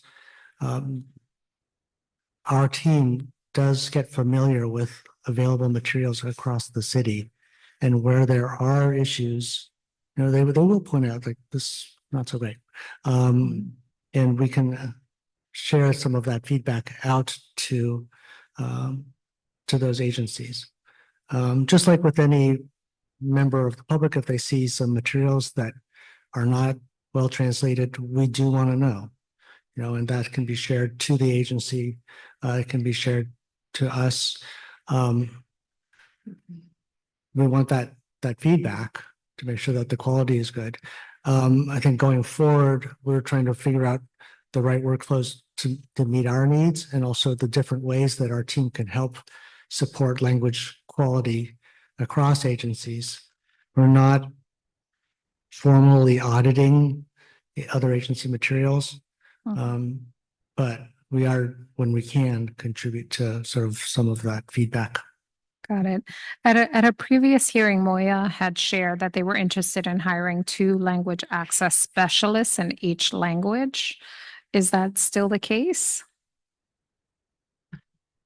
No, that is the case. I think, as we build out our team, we want to make sure that we're following best practices, industry standards, make sure the right tools are in place. It has been a learning experience on many fronts to try to grow the team. And I think that's part of the experience of like our role of being a language lab. And also, why Moya may not be the best place for a citywide translation team. That said, we do hope to the degree that we're serving our particular needs to do it in the best way possible with good linguists, and very happy to say that we have a wonderful crew, and to make sure that the workflow and the technology is appropriate so that we can do this cost effectively and also leverage the work that they've done to make sure that we're improving over time. So the 13 individuals that are doing the translation services, they cover each of the 2 per each language? Or will Moya be hiring any more language access hub folks? So currently we have 2 linguists each for 4 of the languages. And then for 5 languages, we have 1 specialist. The anticipation is that over time we'll work towards 2, and where appropriate, sometimes we'll send to the vendor and have our language access specialist check for quality. So 4 and 5 is 9. Are we going to hire another person to try to meet that threshold? Is that in the immediate future, or are we holding steady? I'm sorry, I'm just wanting to understand. I'll also note that out of all the top 10 languages, we're still looking to fill Urdu. That has been, we say this as often as we can, but if you know of anybody or want to refer them to us, we'll take the opportunity to just advertise that. I think right now we're staying steady within what we have, but as always, we're going to look ahead to see if the pairing will go back to the original plan of having the pairs for the rest of the languages. So currently looking to fill 1 role specific to Urdu, and then assessing what the plan will be for the future. Got it. Thank you. Let's see. In terms of the most recent annual report lists 7 languages covered by the Language Access Hub, but now we're doing better, it sounds like. Right? Yes, just Urdu's missing. Okay, great. Let's see. Does the Language Access Hub have Haitian Creole, right? Okay, Yes. great.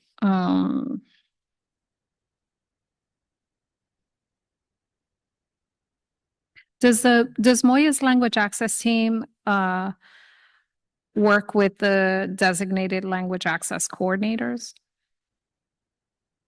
Across the agencies? Yeah. No, our specialists are serving Moya mayor offices in City Hall. Our language access, on the language access side, Young and Alicia and myself, we do work with other city agencies. Got it. Thank you. Thank you for the clarification. So how much funding has Moya received or allotted for translation and interpretation services for fiscal 22, 23, 24, and 25? So those are the numbers I provided Chair, okay. previously. And I noted that for 24 and 25, OTPS is not included, and I owe you that number. Got it. Oh, okay. Thank you.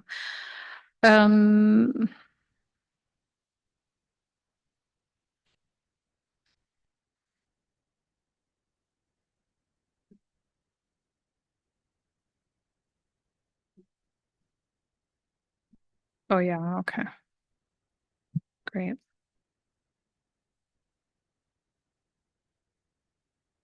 How often does Moya convene the language access coordinators? And is attendance mandated?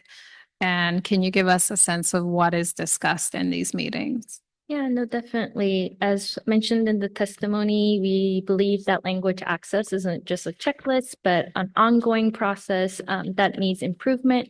So we utilize the anchors, the two anchors, the language access implementation plan and the reporting as a way to convene language access coordinators. So this year was a special year where most agencies had to update their language access implementation plan.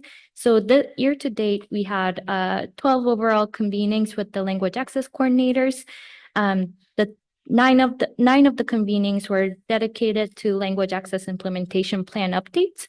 So we sectioned out our plans into different sections, and we focused on one section in each convening, sharing best practices for language access coordinators to kind of cross-pollinate some of these best practices together, and also highlight some of the practices that was really great to note from each agencies.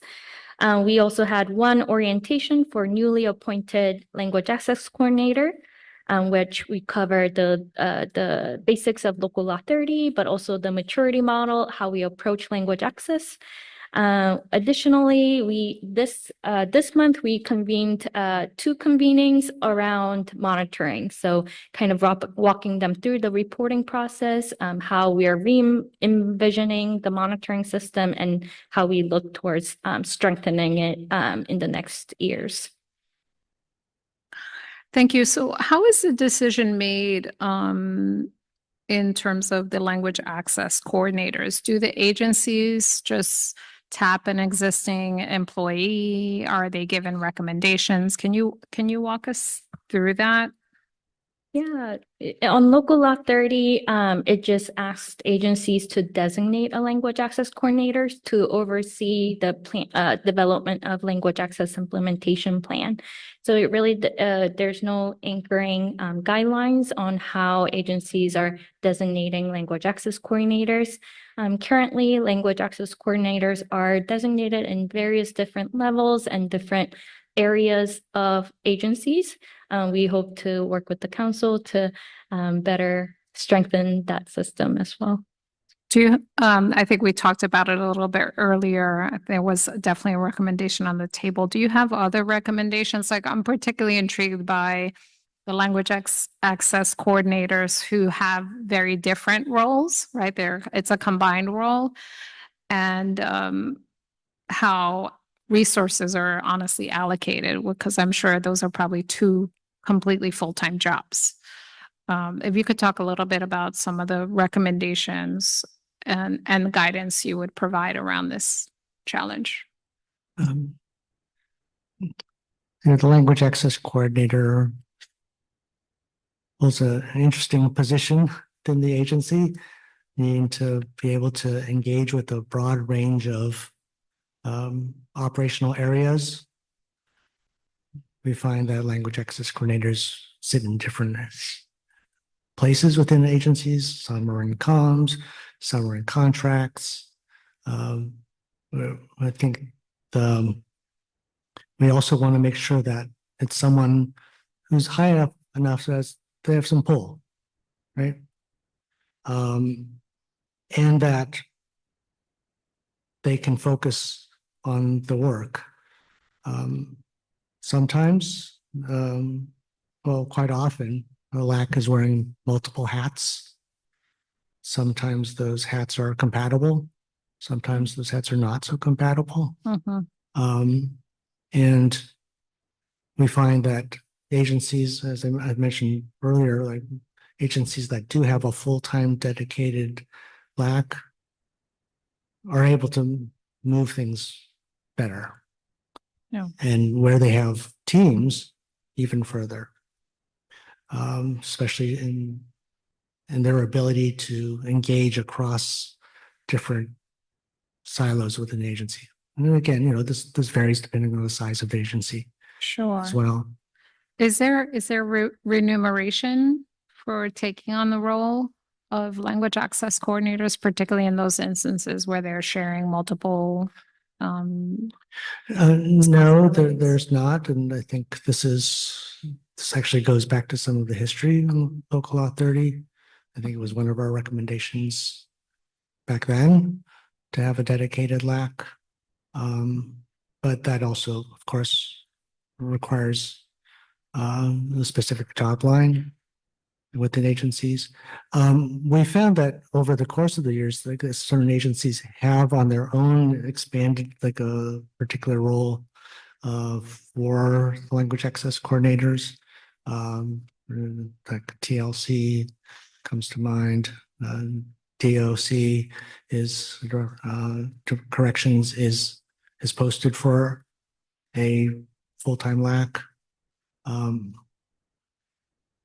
As agencies understand the breadth of responsibilities in moving language access forward, some of them are doing that independently. I think it's something that we think should be part of the obligations set forth in the law. Got it. In terms of the implementation around the language access plans, are agencies required to reach out to Moya? I'm trying to understand a little bit of the information flow. You mentioned the convenings. Are there periodic check-ins? Are you receiving more input than you can respond to? Can you describe a little bit of that for us? Yeah, no, thank you so much for that question. They're not required to seek out our help, but we do reach out to them proactively throughout these two anchors, as we mentioned. We do want to make sure that language access is taken seriously and taken is the forefront of city agencies. So we do proactive outreach. We provide tailored guidance. We provide broad guidance, but also tailored technical assistance. Convening is one of the touch points, but also our targeted outreach is another way we enhance those touch points. Okay, I think, let's see. I think you mentioned this a little earlier, the work with the CBOs, and certainly they're kind of like they scream on the chart of contracted vendors. Of the 135, there is one that lists a bunch of community-based organizations. Can you tell us, oops, let me see.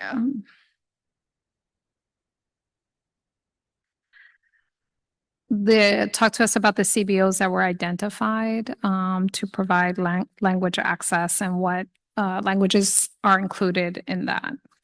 Yeah, no, definitely. From the Local Law 6 report, we have identified several CBOs who have the potential foundation to deliver language services. We also identified some CBOs who can have the capacity, have potential capacity to provide our supplemental kind of language services as well.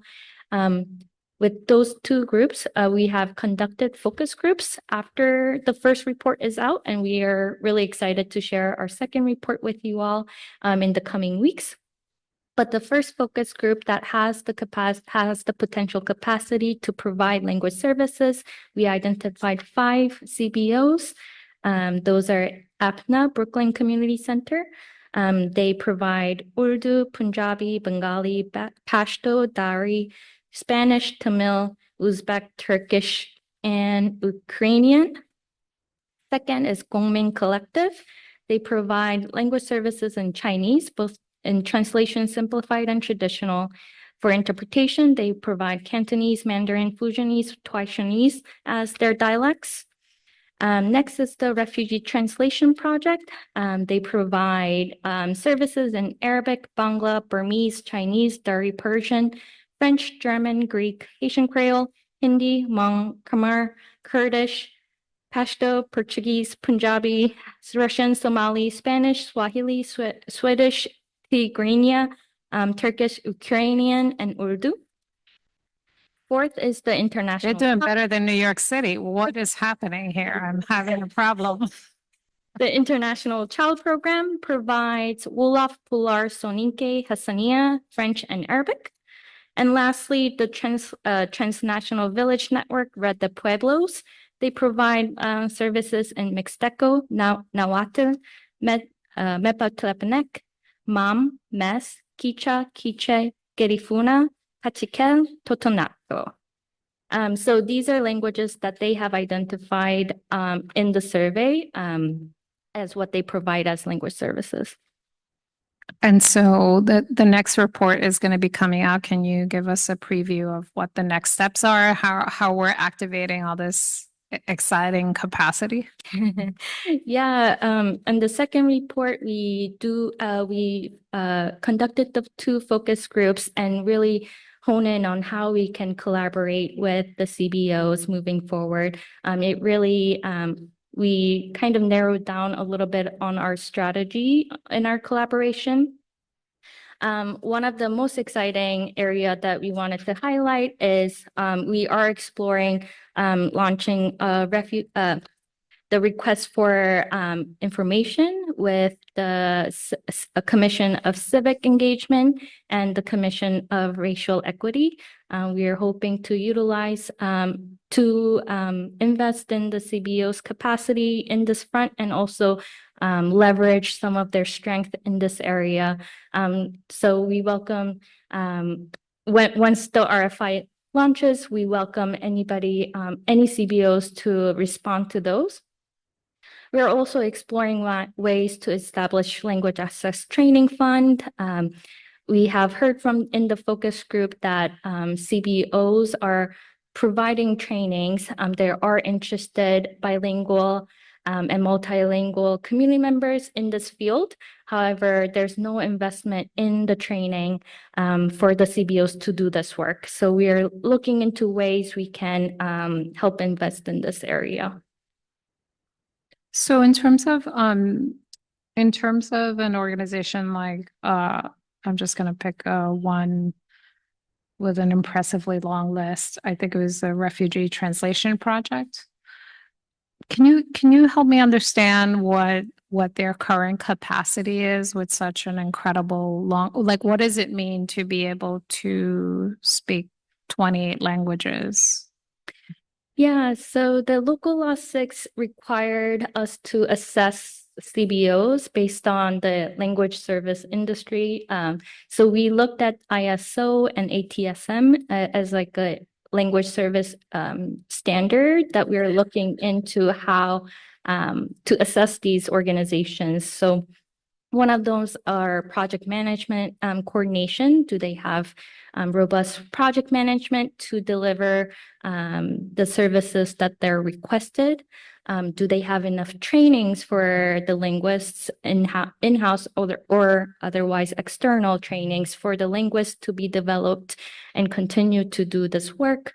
These are some of the areas that we looked into the survey. The survey was quite robust.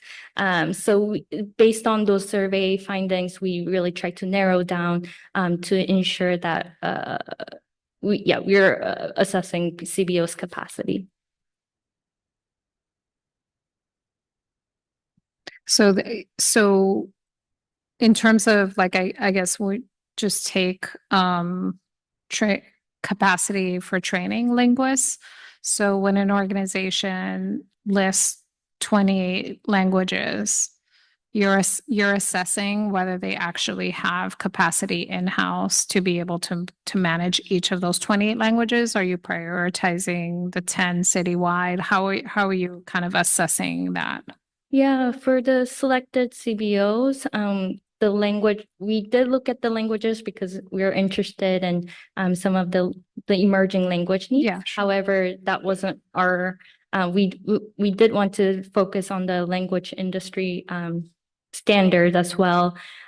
So for example, for Refugee Translation Project, they had a way of selecting their interpreters and translators. They made sure that they're hiring linguists who had previous experience as linguists and education level that that requires that form of work.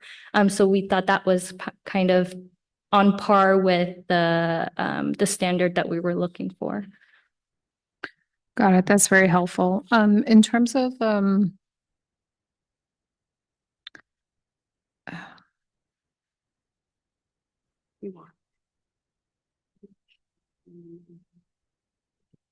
yeah.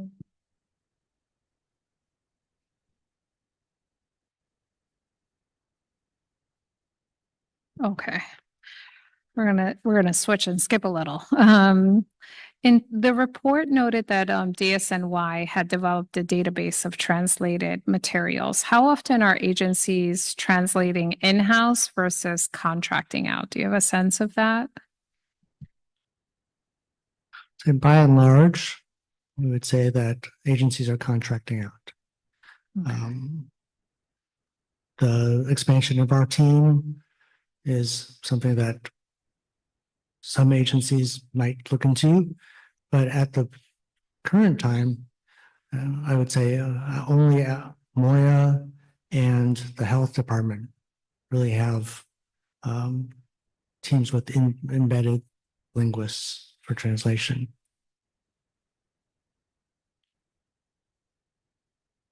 Yeah, I was surprised to see the amount of underspending of some of the DOHMH contracts in terms of the variety of them. It was just a surprising.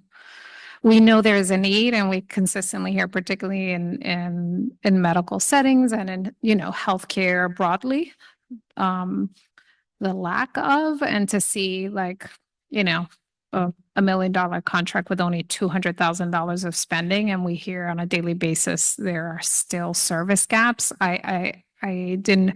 What do you make of that? Thanks for the question. I think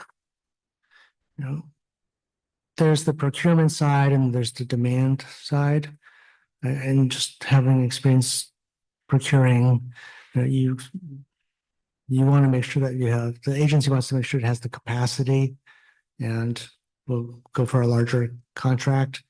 The actual demand it's basically sort of a blanket. So for future use, and preference is to have a longer contract so you don't have to go through the procurement cycle. Yeah. But we have, I mean, obviously the contracts are procured. They have a value set proposition, and what they're showing is on the last fiscal year only expending a very small amount of the value of the contract. And yet we all know, I think we can agree that demand, the volume has increased significantly across all languages. And we hear certainly anecdotally from partners, from residents, from our own individual experiences that there's still a lot of gaps. So I'm trying to make sense of why these services are not being utilized fully, right? I would expect that delta to be much smaller across contracts with particular agencies where, there's a lot of interface. So that was just a surprising thing that I noted. I'm just curious, like how you make a determination around what you're seeing there.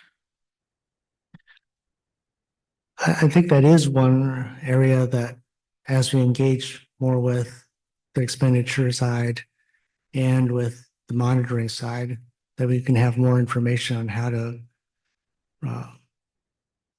examine that nexus.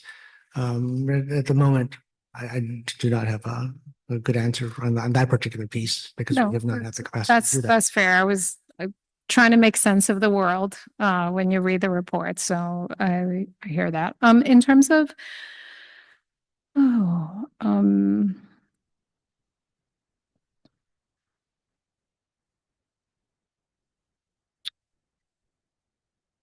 excuse me, one quick second.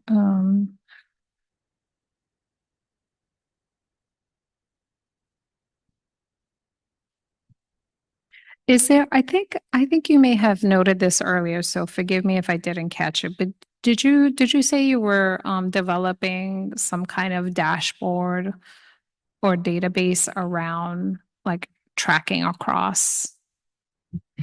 Yeah, as mentioned, like we would love to work with the Mayor's Office of Operation to develop a concrete measurements and metrics around language access. And we really honor and value transparency.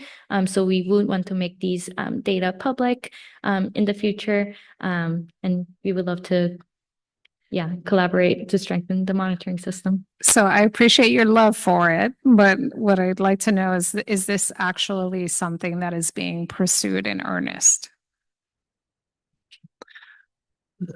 As you mentioned, like this relationship with operations is developing.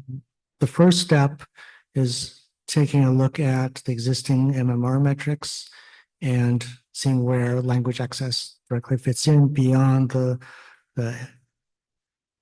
specific metric on interpretation. That's sort of like the beginning, but this is a deliberate focus on engaging around those metrics. We have started to collaborate more directly around the local law 30 monitoring about what that looks like. The sort of collaboration too on delivering upon that, engaging with the agencies. And so those two threads together are leading towards sort of the basics around a dashboard. Certainly internally, where we can build that out in conjunction with MMR to make it more public, we'd like to do so. We look at examples from other cities where they do have some public information on dashboards and want to be able to have that kind of transparency and to help advance language access. I am a huge proponent of transparency, that's for sure, but making sense of the data and having accessible data is really important. So have you developed, obviously you're collaborating and exploring, have you developed a work plan that determines any kind of like milestones over the next 2 years on what you'd like to see happen? If you could talk a little bit more specifically about that. Thank you. And I do just to recognize Francisco Navarro next to me, who's run the last program, which is the Secret Shopper program, which is our most immediate kind of contribution to the work, aside from the general compliance oversight and the technical assistance when needed.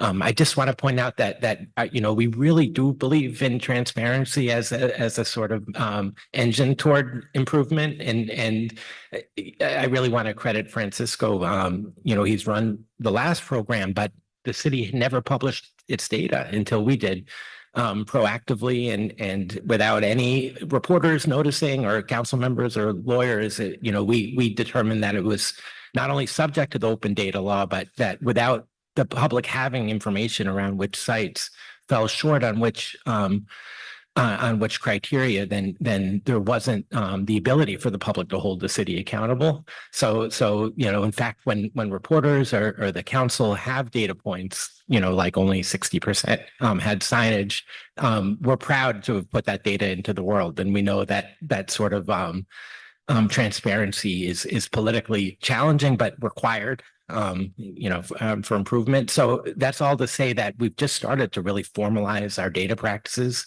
around this work. The first step was creating, a predictable, complete file for the public to access and open data. And from there, we have the ability to really use this data as a basis for analysis and for performance management. And so we're very excited to have taken that step forward. We're excited to follow with that data.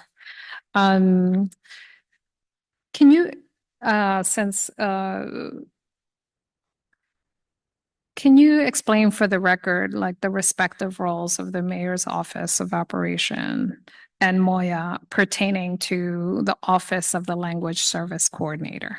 Sure. It's not an obvious division of labor, and part of that reflects the evolution of these responsibilities. Ops worked on translation issues far before any of these local laws existed. And I'm not allowed to tell you, enter into the record, Francisco's full history on these issues, but Francisco is a huge source of institutional knowledge and has helped the city adapt to new technologies and practices over the years. The way that we approach the sort of collaboration is that Moya are the subject matter experts, and they have designated staff, dedicated staff to work on these issues.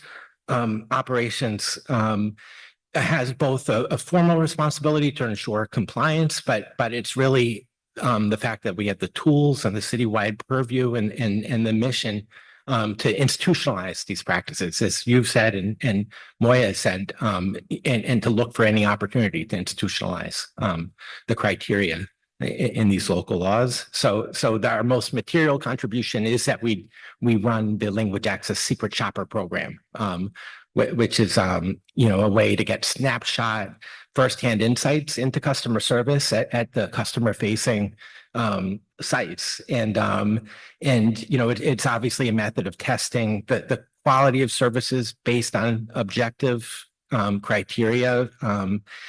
The objective is to find gaps, to flag and escalate them. We meet with the agencies afterward, and if we have to escalate beyond that, that's certainly part of our performance management protocols. And as I mentioned, the state is now in the public realm, and so we really do hope that it's a tool that everybody from the council to advocates to agencies use as a way to have some mutual accountability and some shared kind of insights into where we are. But I should stress that it really is a secret shopper program and not an inspection program. Obviously, the secret shoppers don't have the ability to enforce anything, and the purpose really is to sort of reveal problems. It's not the same as a comprehensive audit, but I do think it brings a lot of value to the work. Yeah, no, I think we've established for the record, there is no formal auditing and there is no enforcement mechanism here, although you did say ensure compliance. Compliance with the very straightforward enforceable components of it, which are to designate right? There are components of it that are very straightforward and required, and there are other components that are suggested and recommended. And I do think some clarity around the difference is productive. But I hear you. And compliance is something we take seriously, which is probably why I'm being so literal. In terms of, so we know historically that the Office of Language Service Coordinators has provided the guidance for the agencies, advised and assisted the mayor and the council in developing implementation policies designated to assist immigrants and other foreign language speakers in the city, and periodically has updated the list of designated citywide languages. Are these still the main functions of the Office of Language Service Coordinator? That's me, I guess. No, I think I might need you to repeat it. I thought you were describing something else, but do you mind? Or I'm happy to. Yeah. Or you could just tell me what are the main functions of the Office of Language Service Coordinator. Yeah, no, it's exact. I think that is consistent. Although it just, the real world now reflects that we have an entire office with the expertise and capacities to push these We're building issues forward. But again, our interest in staying involved with this work isn't just because of the legal responsibility to do it. It's because we do have the purview and the sort of access to city leadership and the responsibility of operationalizing these values. And so we're very committed to this work, and we know that equitable service delivery is predicated on the ability of the city to translate and interpret at scale. So can you give us maybe like some examples, just like concrete examples of where you've provided this advice and assistance to move forward?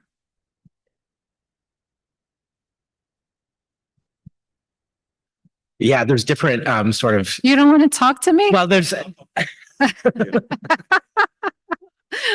You've invested so much time. We need to hear your voice. I mean, the recent contributions that we make to language access is to the Language Access Secret Shopper program, right? So we identify gaps, as you've noted.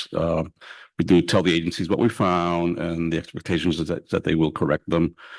We find particular issues that need to be escalated. We do that. Historically, when the Office of Language Service Coordinator was in the Office of Operations, we literally had, I think, 4 interpreters. I remember a Spanish one and a Chinese one, and they would do interpretations and I think mostly translations of documents, not interpretations. When Mayor Bloomberg created the Mayor's Office of Immigrant Affairs, all that was moved over to Moya, and when the Office of Language Services Coordinator was within operations, I really was not involved in that, so I can't speak to like what specific ways it may have met the requirements. Yeah, so that, Moya started, the first director was, I think, Guillermo Linares, way back then. And, we took over the Language Access Secret Shopper, and it's also part of the Citywide Customer Service Initiative that was started back in 2008 by Mayor Bloomberg. Yeah, so. Do you think the structure Mhm. makes sense? Would you make any recommendations around how to shift the structure to respond to current needs, context? I think there may be ways for us to strengthen the Secret Shopper program. We've had discussions in the past about, right now it's basically summer interns who come and do this over the summer. We are, somewhat limited by who decides to apply for the internships. So the languages that we get that we can test might be limited in a particular year. They tend to be younger. There may be certain locations where that they're not, they would stand out. So we've had discussions about incorporating, the Moya staff more into doing secret shopping to strengthen the Secret Shopper, program. I do want to plug it as an internship program, though. Also, it's got it really does give young New Yorkers exposure to the front line of city services, and many of those interns come from immigrant families themselves. And it can be a very powerful experience. And I think one of our former interns is currently one of the language coordinators at an agency. Yeah, TLC. At TLC. So it is a rich program, but Francisco's obviously right that it could be professionalized if approached differently. Are you able to hire undocumented young people to participate in the program? What was the question? Are you able to hire undocumented young people to work the program I don't know. as interns? I don't know the answer to that question. I don't think we don't as an office inquire about their status, but I can follow up to see if there's any kind of citywide or city hall policies there. Sure. In terms of the Office of Language Services, and now I'm feeling brain dead. How many people are employed? The Office of Language Services. At operations, Yeah. it's really just 1.5 Okay. people. It's again, it's somewhat of a vestige of the sort of former Got it. regime that was responsible for all interpretation translation work. Okay. Yeah. Okay. Thank you. And are agencies reaching out to the office? We reach out to them a lot, but go ahead. I think your agencies reach out more to Moya because again, see. the Okay. core functions have been transferred to Moya. Got it. So really the main function of this office is a secret shopper Yep. program. And assistance sometimes with technical aspects of the language implementation plan. Got it. Okay. Mm. Thank you.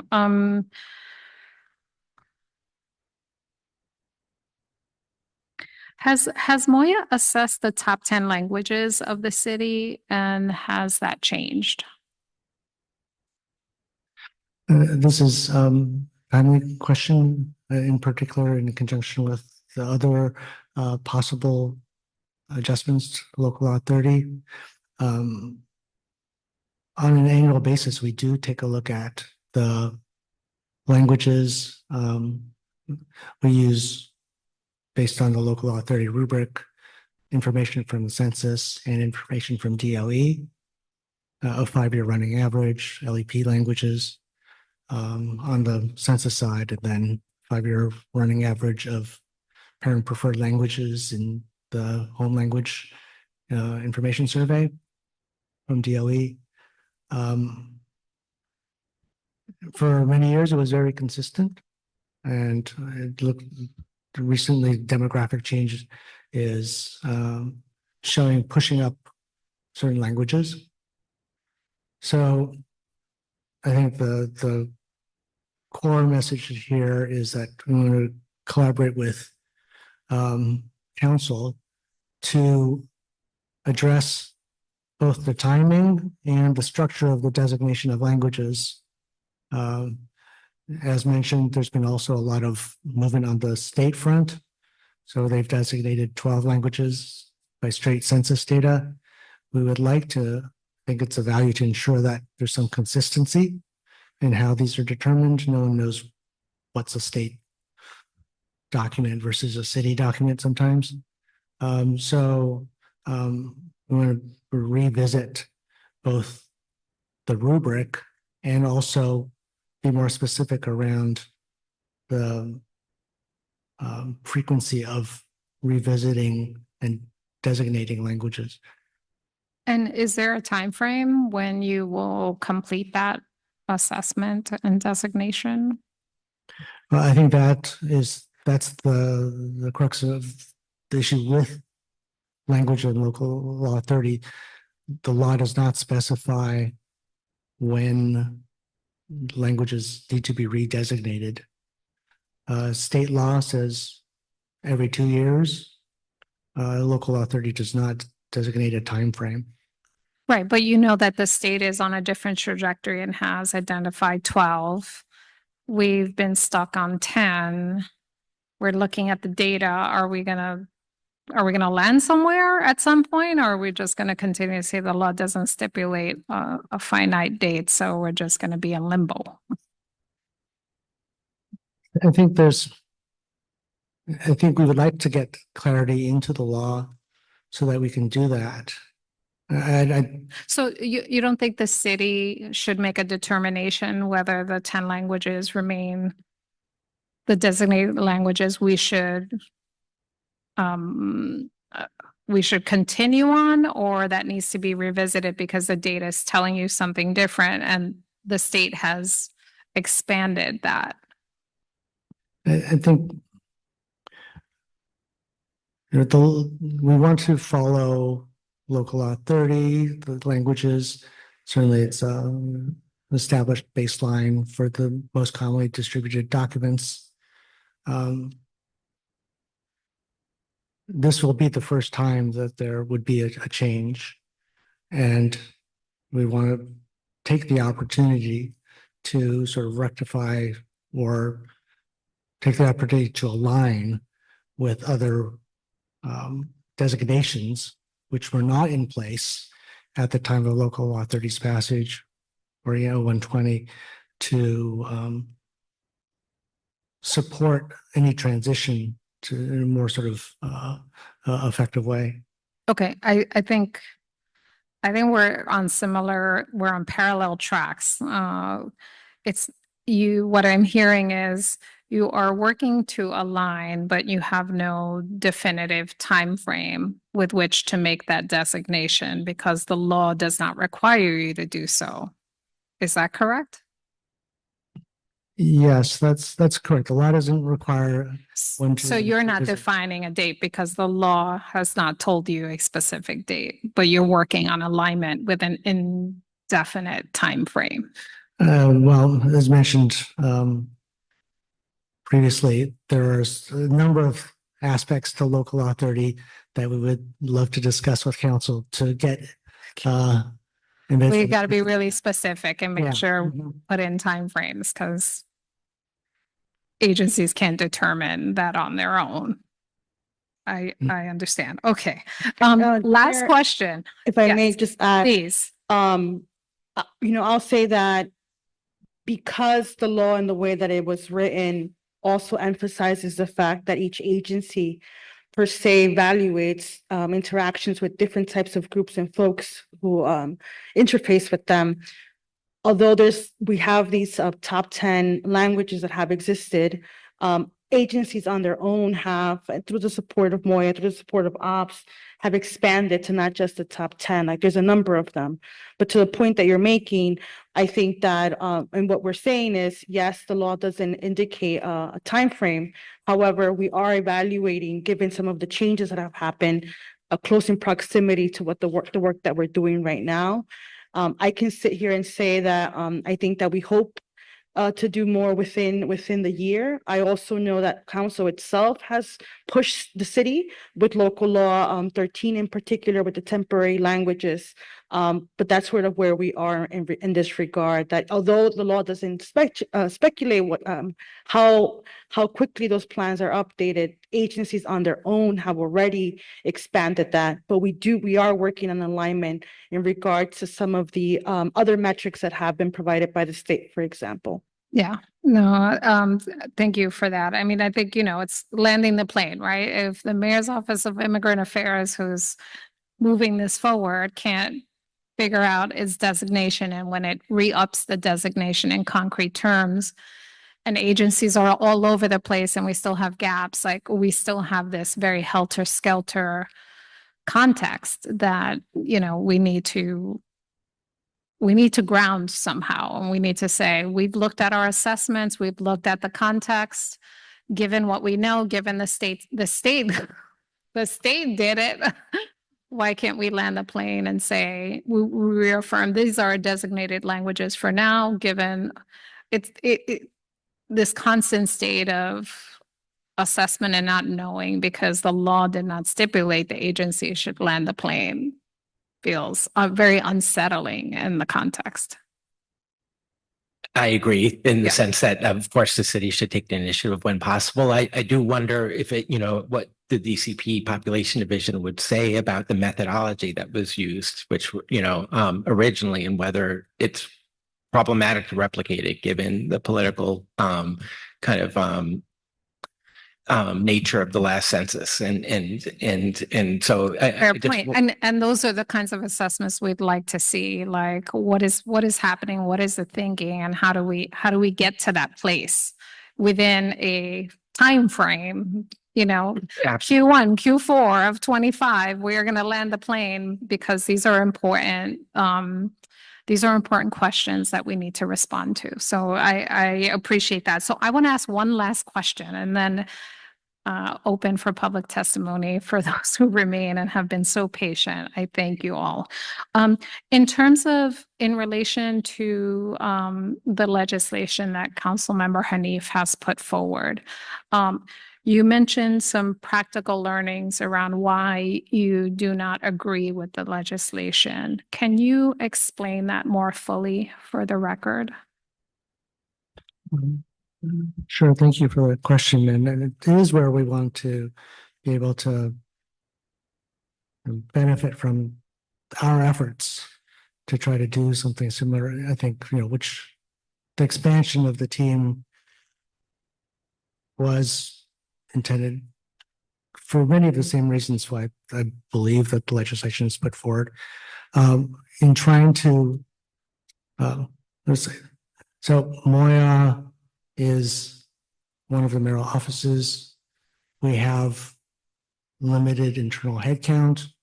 We don't have a strong procurement infrastructure. Contract, in addition to having in-house linguists, contracting is a particular critical piece of setting up a team to deliver language services.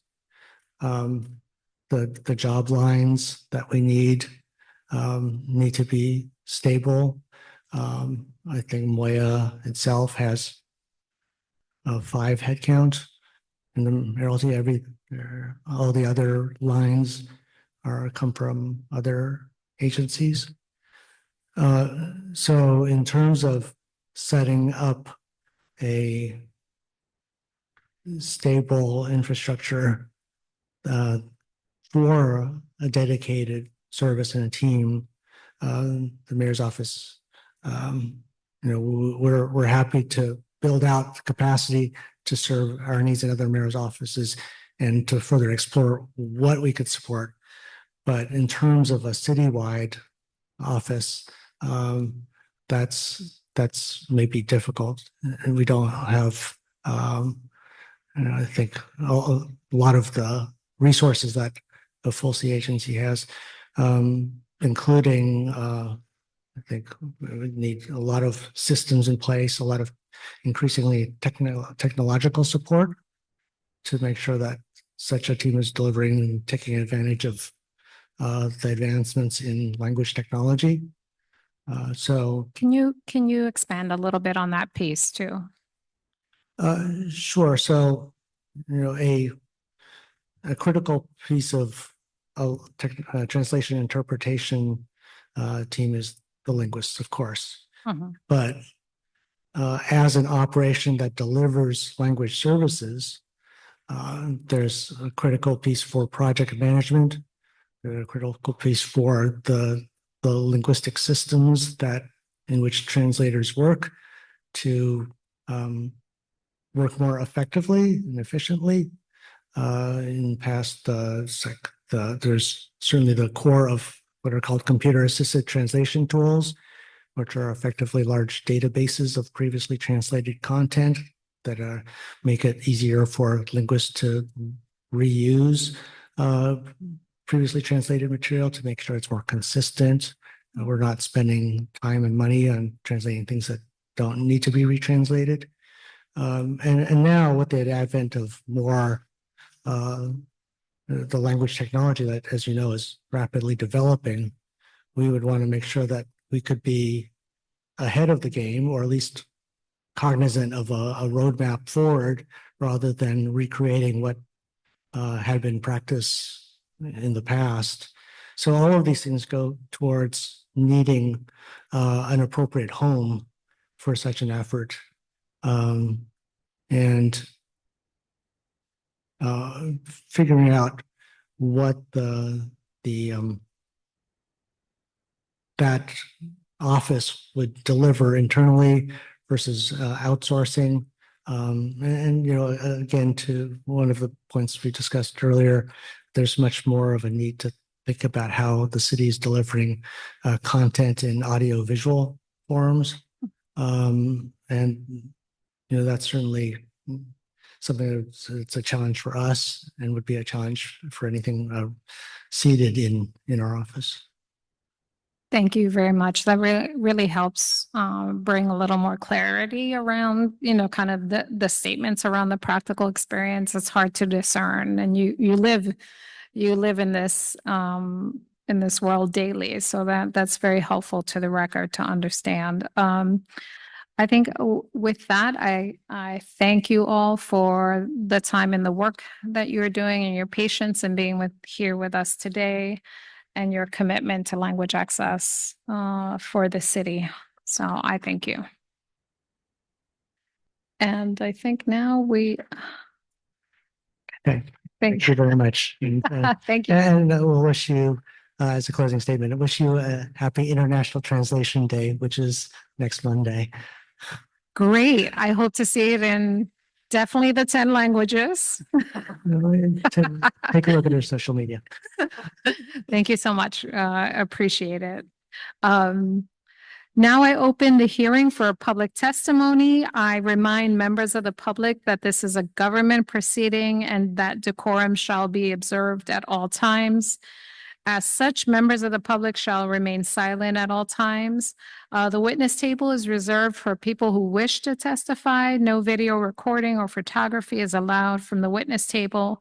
Further, members of the public may not present audio video recordings as testimony, but may submit transcripts as such to the Sergeant at Arms for inclusion in the hearing record. If you wish to speak at today's hearing, please fill out an appearance card with the Sergeant at Arms and wait to be recognized. When recognized, you will have 3 minutes to speak on today's oversight hearing topic, assessing the mayoral's administration's compliance with Local Law 30 of 2017, or on Introduction 215. If you have a written statement or additional written testimony you wish to submit for the record, please provide a copy of that testimony to the Sergeant of Arms. You may also email written testimony to testimony@council.nyc.gov within 72 hours of the close of this hearing. Audio and video recordings will not be accepted. For in-person panelists, please come to the table once your name has been called. And now we will call our first panel.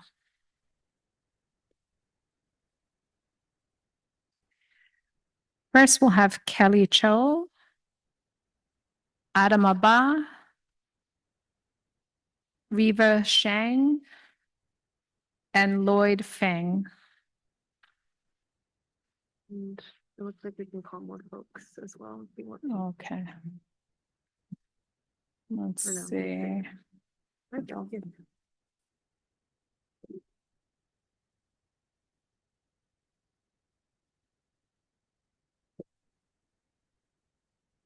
Great, thank you. If you would like to start. Good afternoon. My name is Lloyd Feng from CACF, the Coalition for Asian American Children and Families, where I serve as Data Policy Coordinator for our Invisible No More campaign. Thank you very much, Chair Aviles, for holding this hearing and providing this opportunity to testify. CACF appreciates the stated aims of Local Law 30 to ensure that all New Yorkers have access to language services, interpretation, translation, etc., in order for them to fully communicate with and receive services from New York City agencies.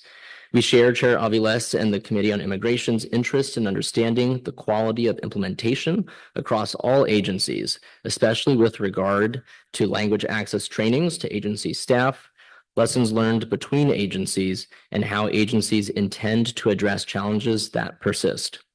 In addition, CACF is particularly concerned about how agency implementation of Local Law 30 is considering the reach of existing agency language access policies, service delivery, and staff in relation to the needs of Asian asylum seekers in New York City, especially individuals and families who are not part of the DHS or DSS shelter system.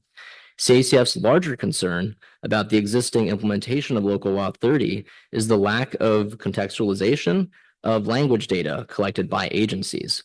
For almost 15 years, CACF's Invisible No More campaign has advocated for Asian New Yorkers' needs to be better understood by pushing government agencies to collect and report disaggregated ethnicity data on our communities.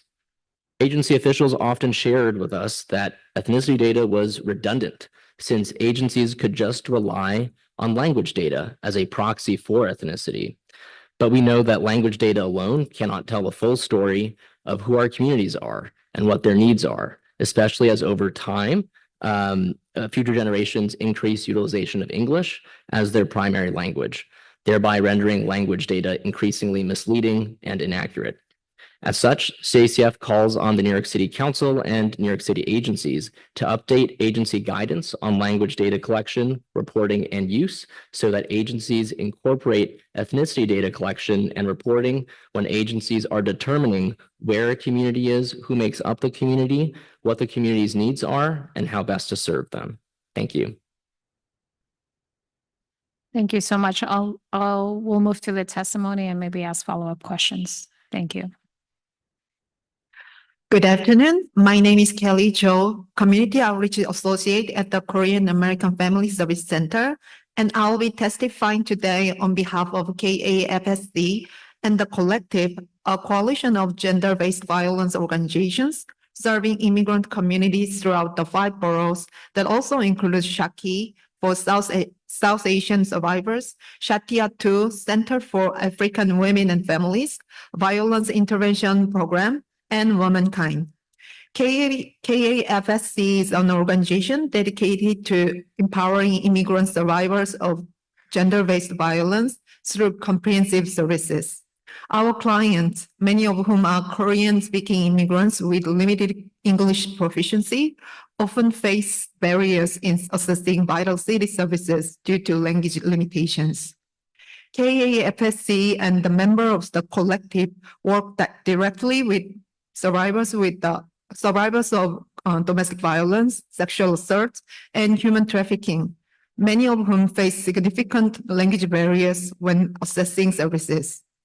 In addition to engaging with the city to access services through 311-1800621 HOPE and family justice centers, individuals impacted by gender-based violence are often referred to and receive services from organizations like KAFSC and the members of the collective, as we have dedicated multilingual staff. The individuals our organizations serve often speak little or no English and rely on us to navigate complex systems from law enforcement to housing, healthcare, and the courts. We fully support Introduction 215, which would establish an Office of Translation and Interpretation within the Office of Immigrant Affairs. This would be a vital step toward ensuring language access for all immigrants community, including those we serve. Along with this bill, we recommend the Mayor's Office's Language Services team to create consistency among translation contractors and expand the languages the translation and interpretation services are offered in. We also recommend providing funding for nonprofits to also ensure they were able to translate documents and communicate with constituents themselves. Thank you for your time and consideration. Good afternoon, Councilwoman, and thank you for the opportunity to speak today. My name is Adama Ba, and I'm the Executive Director and founder of Africana, a Black-led organization dedicated to serving Black immigrant community here in New York State. I am here today to bring attention to the urgent growing needs of Black migrants in the city. These are people who have fled unimaginable trauma, violence, and persecution, seeking refuge in the USA. But the reality they face is one of systematic race neglect and the lack of culturally competent services. I want to leave you with 3 powerful examples to reflect the truth of what is happening. First, Black migrants are not just numbers in the systems, they are mothers, fathers, and children who have fled unimaginable trauma and deserve culturally competent, trauma-informed support, not just a roof over their head. It's not enough to provide shelter without recognizing the mental and emotional scars these individuals carry. We have seen the toll that war, persecution, and forced migration take on these families, yet the city's current systems are not equipped to address their deep psychological need. Second, language access is not simply about translation or interpretation. It's about understanding the cultural nuances and differences that shape how people express their needs, heal, and navigate trauma. The city must recognize and invest in this reality. While some migrants speak French, Wolof, or Pula, there are countless others who speak Somali, Lingala, or Jula. I want to reiterate the critical issue. The city's language line is not working effectively for Black migrants. The focus has been almost exclusively on West African languages like French and Wolof, but this leaves out countless migrants from East and Central Africa who speak languages such as Somali, Swahili, and Lingala. Even when translation or interpretation is available, it's not just about understanding the words. What's missing is a deep understanding of the cultural context behind these words. Without this, even the best intentioned services fall short, and our communities continue to suffer in silence. Without this, Black migrants are left isolated, misunderstood, and underserved. Finally, Africana is stepping in where the city has fallen short for free. But we cannot do this alone. We need the city to provide meaningful, culturally expand language access and acknowledge the full diversity of African migrants in this city.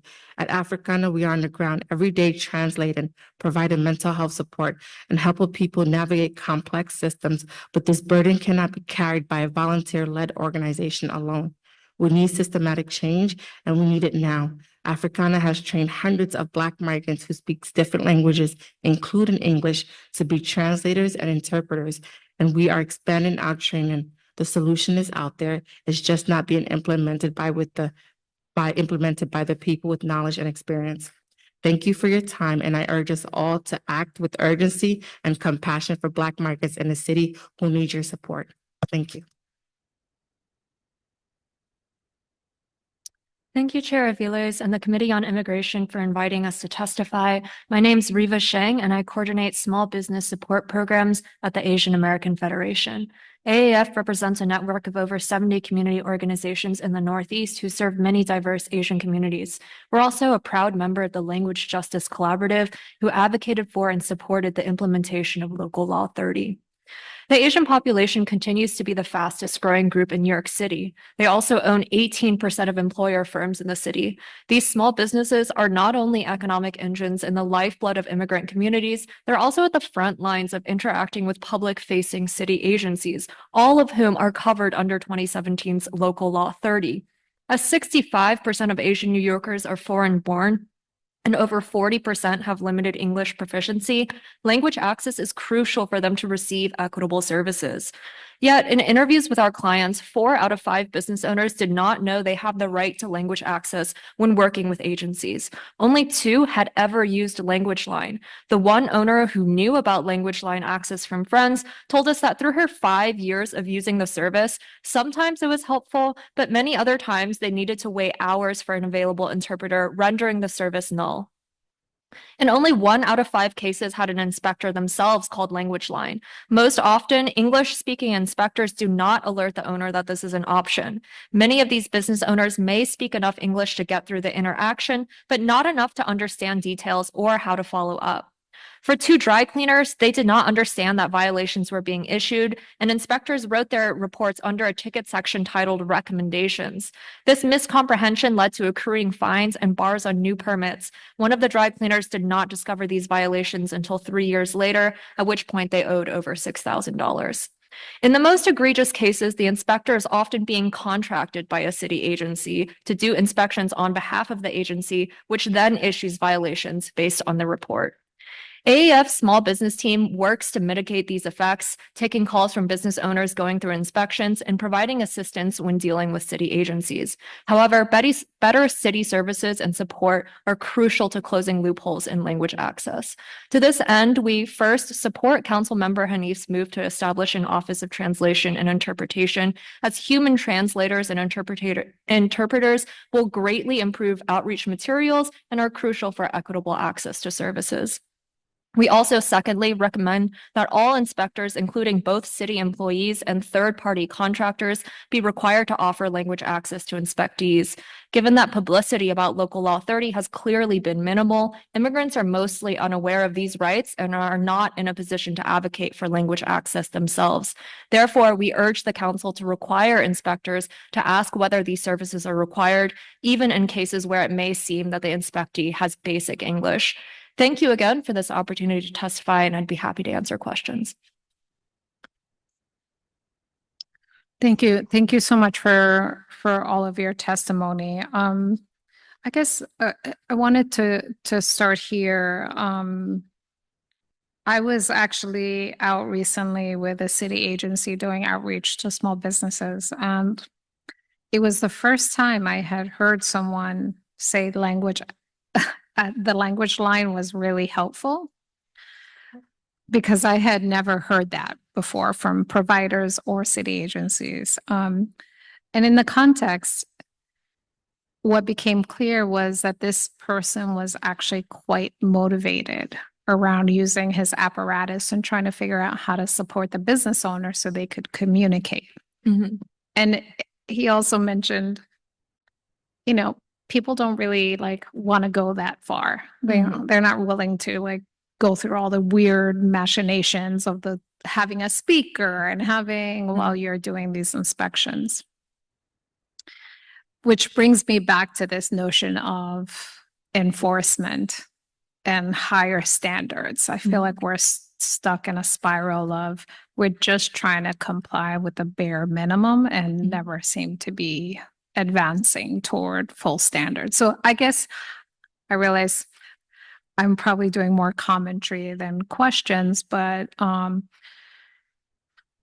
where would you prioritize? I guess, what do you think about this question of enforcement and how the city could do that? And where would you prioritize in this huge apparatus of places that we could really begin to like build our language access and Right. cultural competence? Right. It's a big question. I should have asked the administration that question. Yeah, I think for us, because there's so little enforcement mechanism for local law 30, it's crucial, like we're the ones on the ground hearing these complaints from business owners, and there's really no ability for them to report these cases themselves to agencies. So we're really the one gathering these stories and being the conduit for being able to bring it to, city government's attention. Yeah. I don't know, as not a policy wonk myself, I'm not sure what we could implement, but I would say giving the business owners themselves some sort of recourse to be able to report when language access is not being offered. I think in general with inspections, there's just a power dynamic at play where Yeah. immigrant business owners have very little ability to say, report when they're being treated unfairly, or the inspector is just coming in, issuing violations, not really explaining. This is something we really see on the ground all the time. So in general, I think with inspectors, there needs to be a little bit more of a recourse for business owners to report when inspectors are being unfair and when they're not being patient with, offering language line or letting them know that these services exist. Thank you. I realize that we didn't get into cultural competence nor this notion of how much of our city apparatus is actually multilingual and how we make sure to lean into that strength as opposed to pulling people in and at kind of random ways. I guess I was curious, Adama, you mentioned cultural competency is really a critical issue and how Africana is also training folks in community. Could you lay out, and I know you have a vision and you're doing this work, and I feel like we have a lack of creativity and vision around how to make it happen. Could you lay out maybe some recommendations around like concrete next steps the city could take to begin to address this? Sure. I think one of the is you have to fund organizations from those countries. So if you hire someone because they're Caucasian and speak French, they may not understand what's happening in Africa or what we are going through. Or someone who learned French in the United States, they do not understand the struggles of what we went through.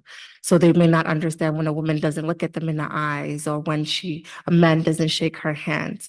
So what we do at our office is we train asylum seekers who speak English and speak 16, 17 languages at a time. And what we have done, we've included civic education so they can understand the systems in America and also understanding what's happening and how to be an advocate for your client, because it's not just about translating, because if you hear the person being aggressive to your client, you should remind the person they should be respectful. Your client does not understand. So it's a process. It's hard to teach that if you don't have compassion. So I definitely think you have to fund organizations that are coming from those ethnic groups. Thank you so much. I guess I wanted to just quickly, there was some other, y'all had some really good recommendations. Oh my goodness, I'm getting lost in my papers.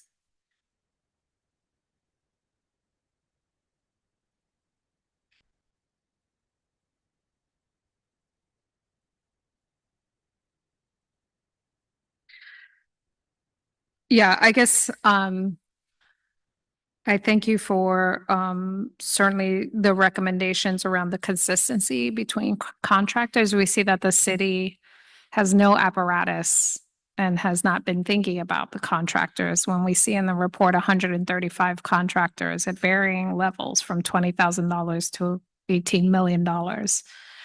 And you experiencing on the ground those gaps, there's enormous amount of work to be done around consistency, assessment of contractors, and and finding out what exactly are we paying for and why can't we hire all the folks that Adama is working with to be able to meet that need is mystifying to me. But thank you for the recommendations and certainly your testimony today. So thank you. The next panel, Jorge Paz Reyes, Ana Juarez, and Emery Valdrum. Excuse me if I mispronounce your name. You have anybody online? 2 people.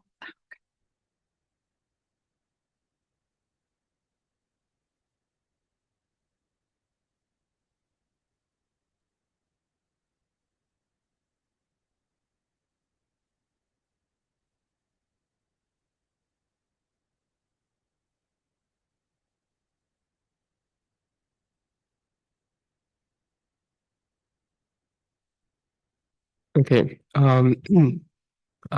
Dear community, dear members of the City Council Community Immigration, Assembly Member Alexa Aviles, thank you for the opportunity to speak today regarding the crucial issue of language access for our community members. My name is Jorge Paz Reyes, and I'm currently the community organizer at Mixteca Organization, a community-based organization dedicated to the Spanish-speaking community of Sunset Park, as well as individuals from indigenous backgrounds who speak languages such as Taplaneco, Mixteco, Nahuatl, Quiche, Mam, among others. I recognize that local law 30 has played a crucial role in ensuring that all New Yorkers, regardless of their language proficiency, can access vital public services. However, we must acknowledge the significant gaps remaining in the enforcement and implementation of this law. Our community members often face language barriers that hinder their ability to access essential services, including healthcare, education, and social benefits. Here are some of the challenges that we see at Mixteca. First of all, there is a limited interpretation service. While many agencies have Spanish interpreters, the need of indigenous languages, speakers are often overlooked. Individuals speaking languages such as Nahuatl, Mixteco, or Quechua struggle to find appropriate language access and assistance, leading to missed opportunities for critical service. As in the report was mentioned, there was only one CBO that was identified that provides indigenous languages. There's also the lack of cultural competency.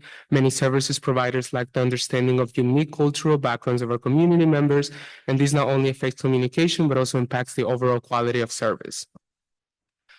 For this, our recommendations are that there should be an increase of funding for language access programs. We urge City Council to allocate additional resources for training interpreters and provide multilingual materials specifically for indigenous languages. We also advocate for undocumented experts and community members that have the expertise to provide that language access. Expand the language services. We also recommend that the city expands the languages the local law 30 currently covers in order to provide community members from indigenous backgrounds to access the resources that they deserve. And thirdly, community initiatives and collaborations with CBOs. We recommend to promote outreach programs to educate individuals about the rights and available services, ensuring information is disseminated in all relevant language. As well as continuing the collaboration with community-based organizations such as Mixteca to ensure that the community is properly given the resources that they need. Finally, at Mixteca, we believe that our community deserves to be heard, understood, and supported in their native language. We believe that with a stronger enforcement of Local Law 30, increased funding, and improved outreach efforts, we can create a more inclusive city where every resident has equitable access to public services. Thank you for your attention on this vital matter, and I have brought 2 community members so they can also share their experiences. Thank you.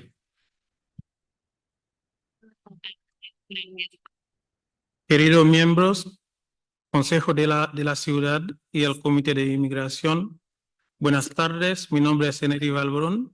¿Puedes hacer una pausa para un minuto porque who's gonna? Oh, okay, there she is. Okay.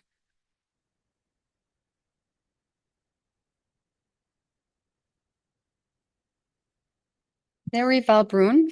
I'm Haitian and I speak 3 languages and very little English.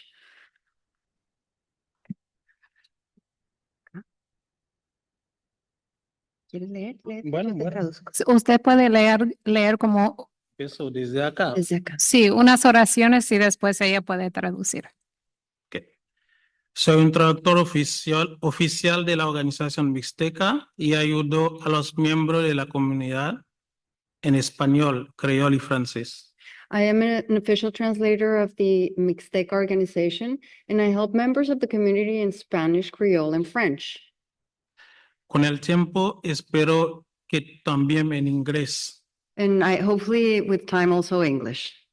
Mi experiencia en Nueva York se ha facilitado gracias a los 3 idiomas que puedo interpretar. My experience in New York has been easier thanks to the 3 languages that I can interpret. En mi trabajo como intérprete, In my job as an interpreter, he ayudado a muchos inmigrantes a recibir la ayuda que necesitan I have been able to help a lot of immigrants receive the help they need. y con la ayuda de la ley local 30 he podido proveer recursos en español, francés y creol And with help of local law 30, I've been able to provide help in Spanish, French, and Creole. Gracias a los servicios públicos de la ciudad, he visto cómo familias han podido acceder a la salud y médico. Thanks to the public services of the city, I've seen how families have been able to access health and education resources and food assistance. Okay. Y gracias a que ellos han recibido los servicios en sus lenguas nativos, han podido adaptarse mejor a la ciudad. And thanks to the fact that they've received services in their own language, they've been able to adapt easier to the city. Estos tipos de recursos son vitales para que la comunidad inmigrante puedan adaptarse a esta ciudad y contribuir en nuestra cultura y economía. These resources are vital so that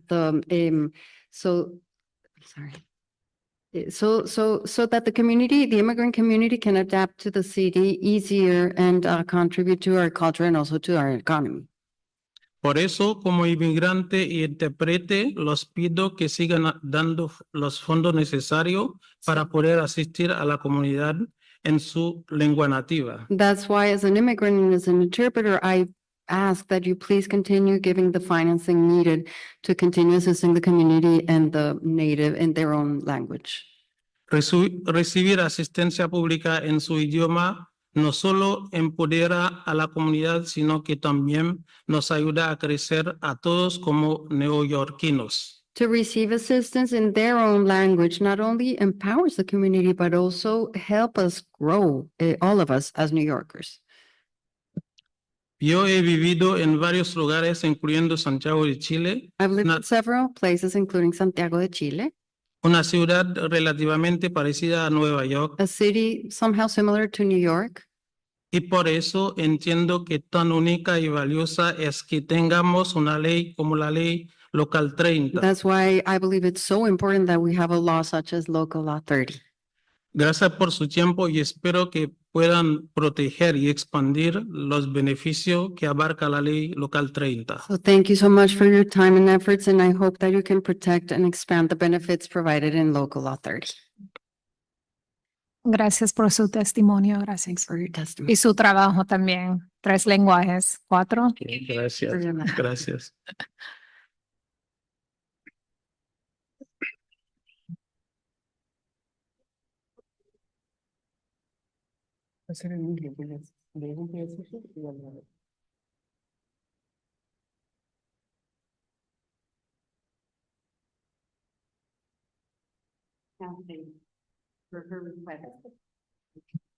Good afternoon, members of the council and the city and the immigration committee. My name is Ana Juarez. I'm an immigrant from Mexico in the community Bayrish community.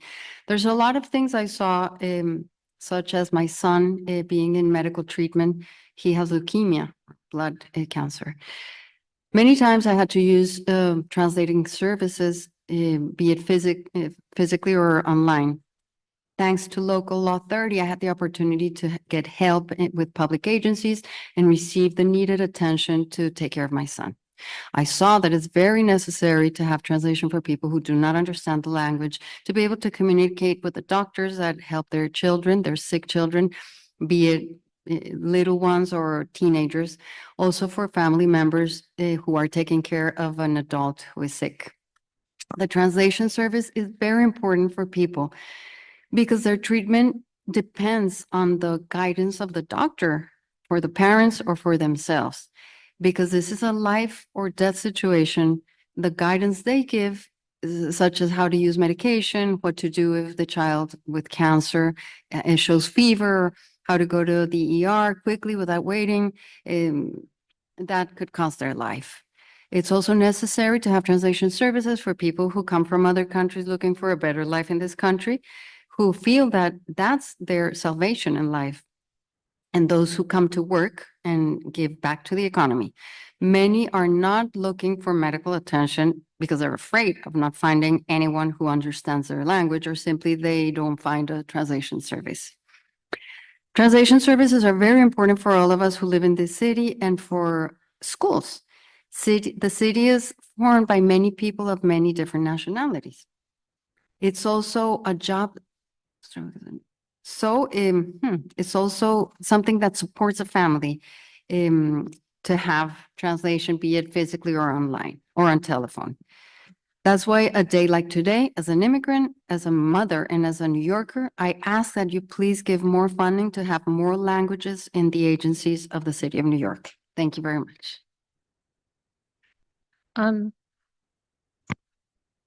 Are you aware, have you used or have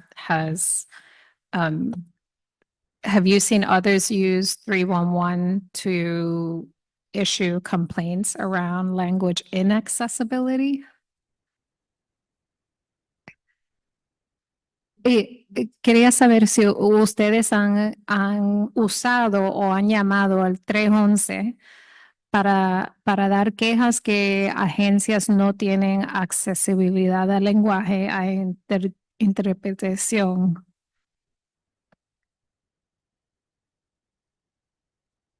¿Has llamado al 311 diciendo que las agencias no les están proveyendo servicios de interpretación o traducción?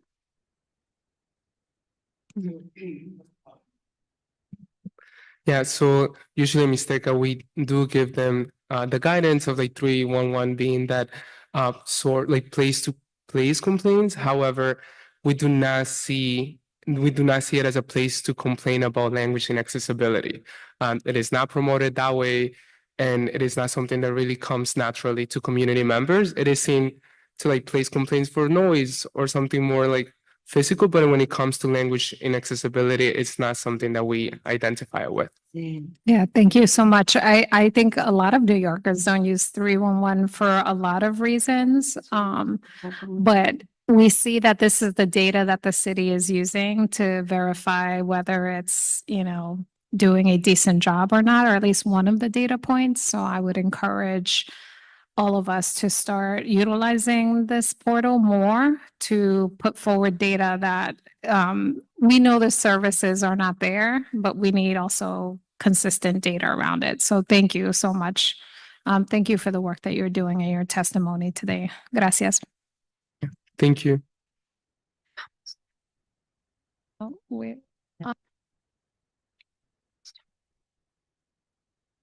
So now we will turn to the virtual panelists. For virtual panelists, once your name is called, a member of our staff will unmute you, and the Sergeant at Arms will set a timer and give you the go-ahead to begin. Please wait for the Sergeant at Arms to announce that you may begin before delivering your testimony. And now I will call our first virtual panelists, Abigail Dorson and Miral Abar. You may begin. My name is Abigail Dorson, and I am an organizing manager at La Colmena, an immigrant and workers' rights center located on Staten Island. Our mission is to provide empowered immigrant workers to education, culture, organizing, and economic development. As part of the Day Laborer Coalition Domestic Worker Initiative, we are dedicated to supporting day laborers and domestic workers on Staten Island. Our work allows us to be there for the community when we are needed the most. Recently, our work has allowed us to be on the forefront to support our new neighbors. For example, our center has seen thousands of new arrivals this past year. Meanwhile, supporting long-term immigrants who have been here for years. One essential aspect in providing the best services to the community is the significance of language access and translation. Many of our new neighbors experience language barriers, which can severely limit their ability to access important services, understanding their rights, and navigate the unfamiliar environment. By offering translation services and multilingual resources, we ensure that everyone can fully engage in our programs, which range from OSHA and scaffolding trainings to Know Your Rights workshop. When people can communicate in their native language, they are more likely to seek help and to successfully integrate into the workforce. This is why at La Colmena, we are proud to provide a safe space to diverse communities by prioritizing language access. When our members come to our centers or a new arrival when step foot at La Colmena for the first time, always let us know that they are happy to have received the information that they needed. There is still much ahead of us, but La Colmena looks forward to working with the council to bring language accessibilities at all levels. Thank you, Chairwoman, and to the rest of the council for this opportunity to testify on behalf of our vibrant Staten Island community. Thank you. Thank you. Thank you for your work. And Miral Abbas. You may begin. Good afternoon. My name is Maral Abbas, and I am the Health Partnerships Coordinator at CACF, or the Coalition for Asian American Children and Families. Thank you very much to Chair Aviles for holding this hearing and providing the opportunity to testify. Founded in 1986, CACF is the nation's only Pan-Asian children and families advocacy organization and leads the fight for improved and equitable policies, systems, funding, and services to support those in need. The Asian American Pacific Islander, or AAPI, population comprises nearly 18% of New York City, and many in our diverse communities face high levels of poverty, overcrowding, uninsurance, and linguistic isolation, yet the needs of our API community are consistently overlooked, misunderstood, and uncounted. We are constantly fighting the harmful impacts of the model minority myth, which prevents our needs from being recognized and understood. Our communities, as well as the organizations that serve the community, too often lack the resources to provide critical service to those most marginalized API New Yorkers. Working with over 70 member and partner organizations across the city to identify and speak out on the many challenges our community faces, CACF is building a community too powerful to ignore. While Local Law 30 has sought to provide additional support to our LEP community, language barriers are still huge obstacles faced by many folks in immigrant communities, and especially in our API community.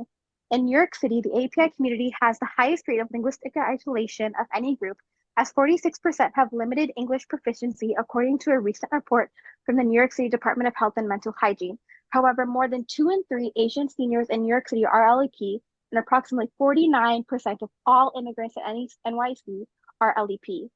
During the height of the COVID-19 pandemic, we conducted a rapid needs assessment in collaboration with the NYU Center for the Study of Asian American Health and Chinese American Planning Council, and we surveyed over 1,000 adults of Asian, Hispanic, Latinx, or Arab descent living in the metropolitan New York area to assess the current and ongoing needs of the community during the pandemic.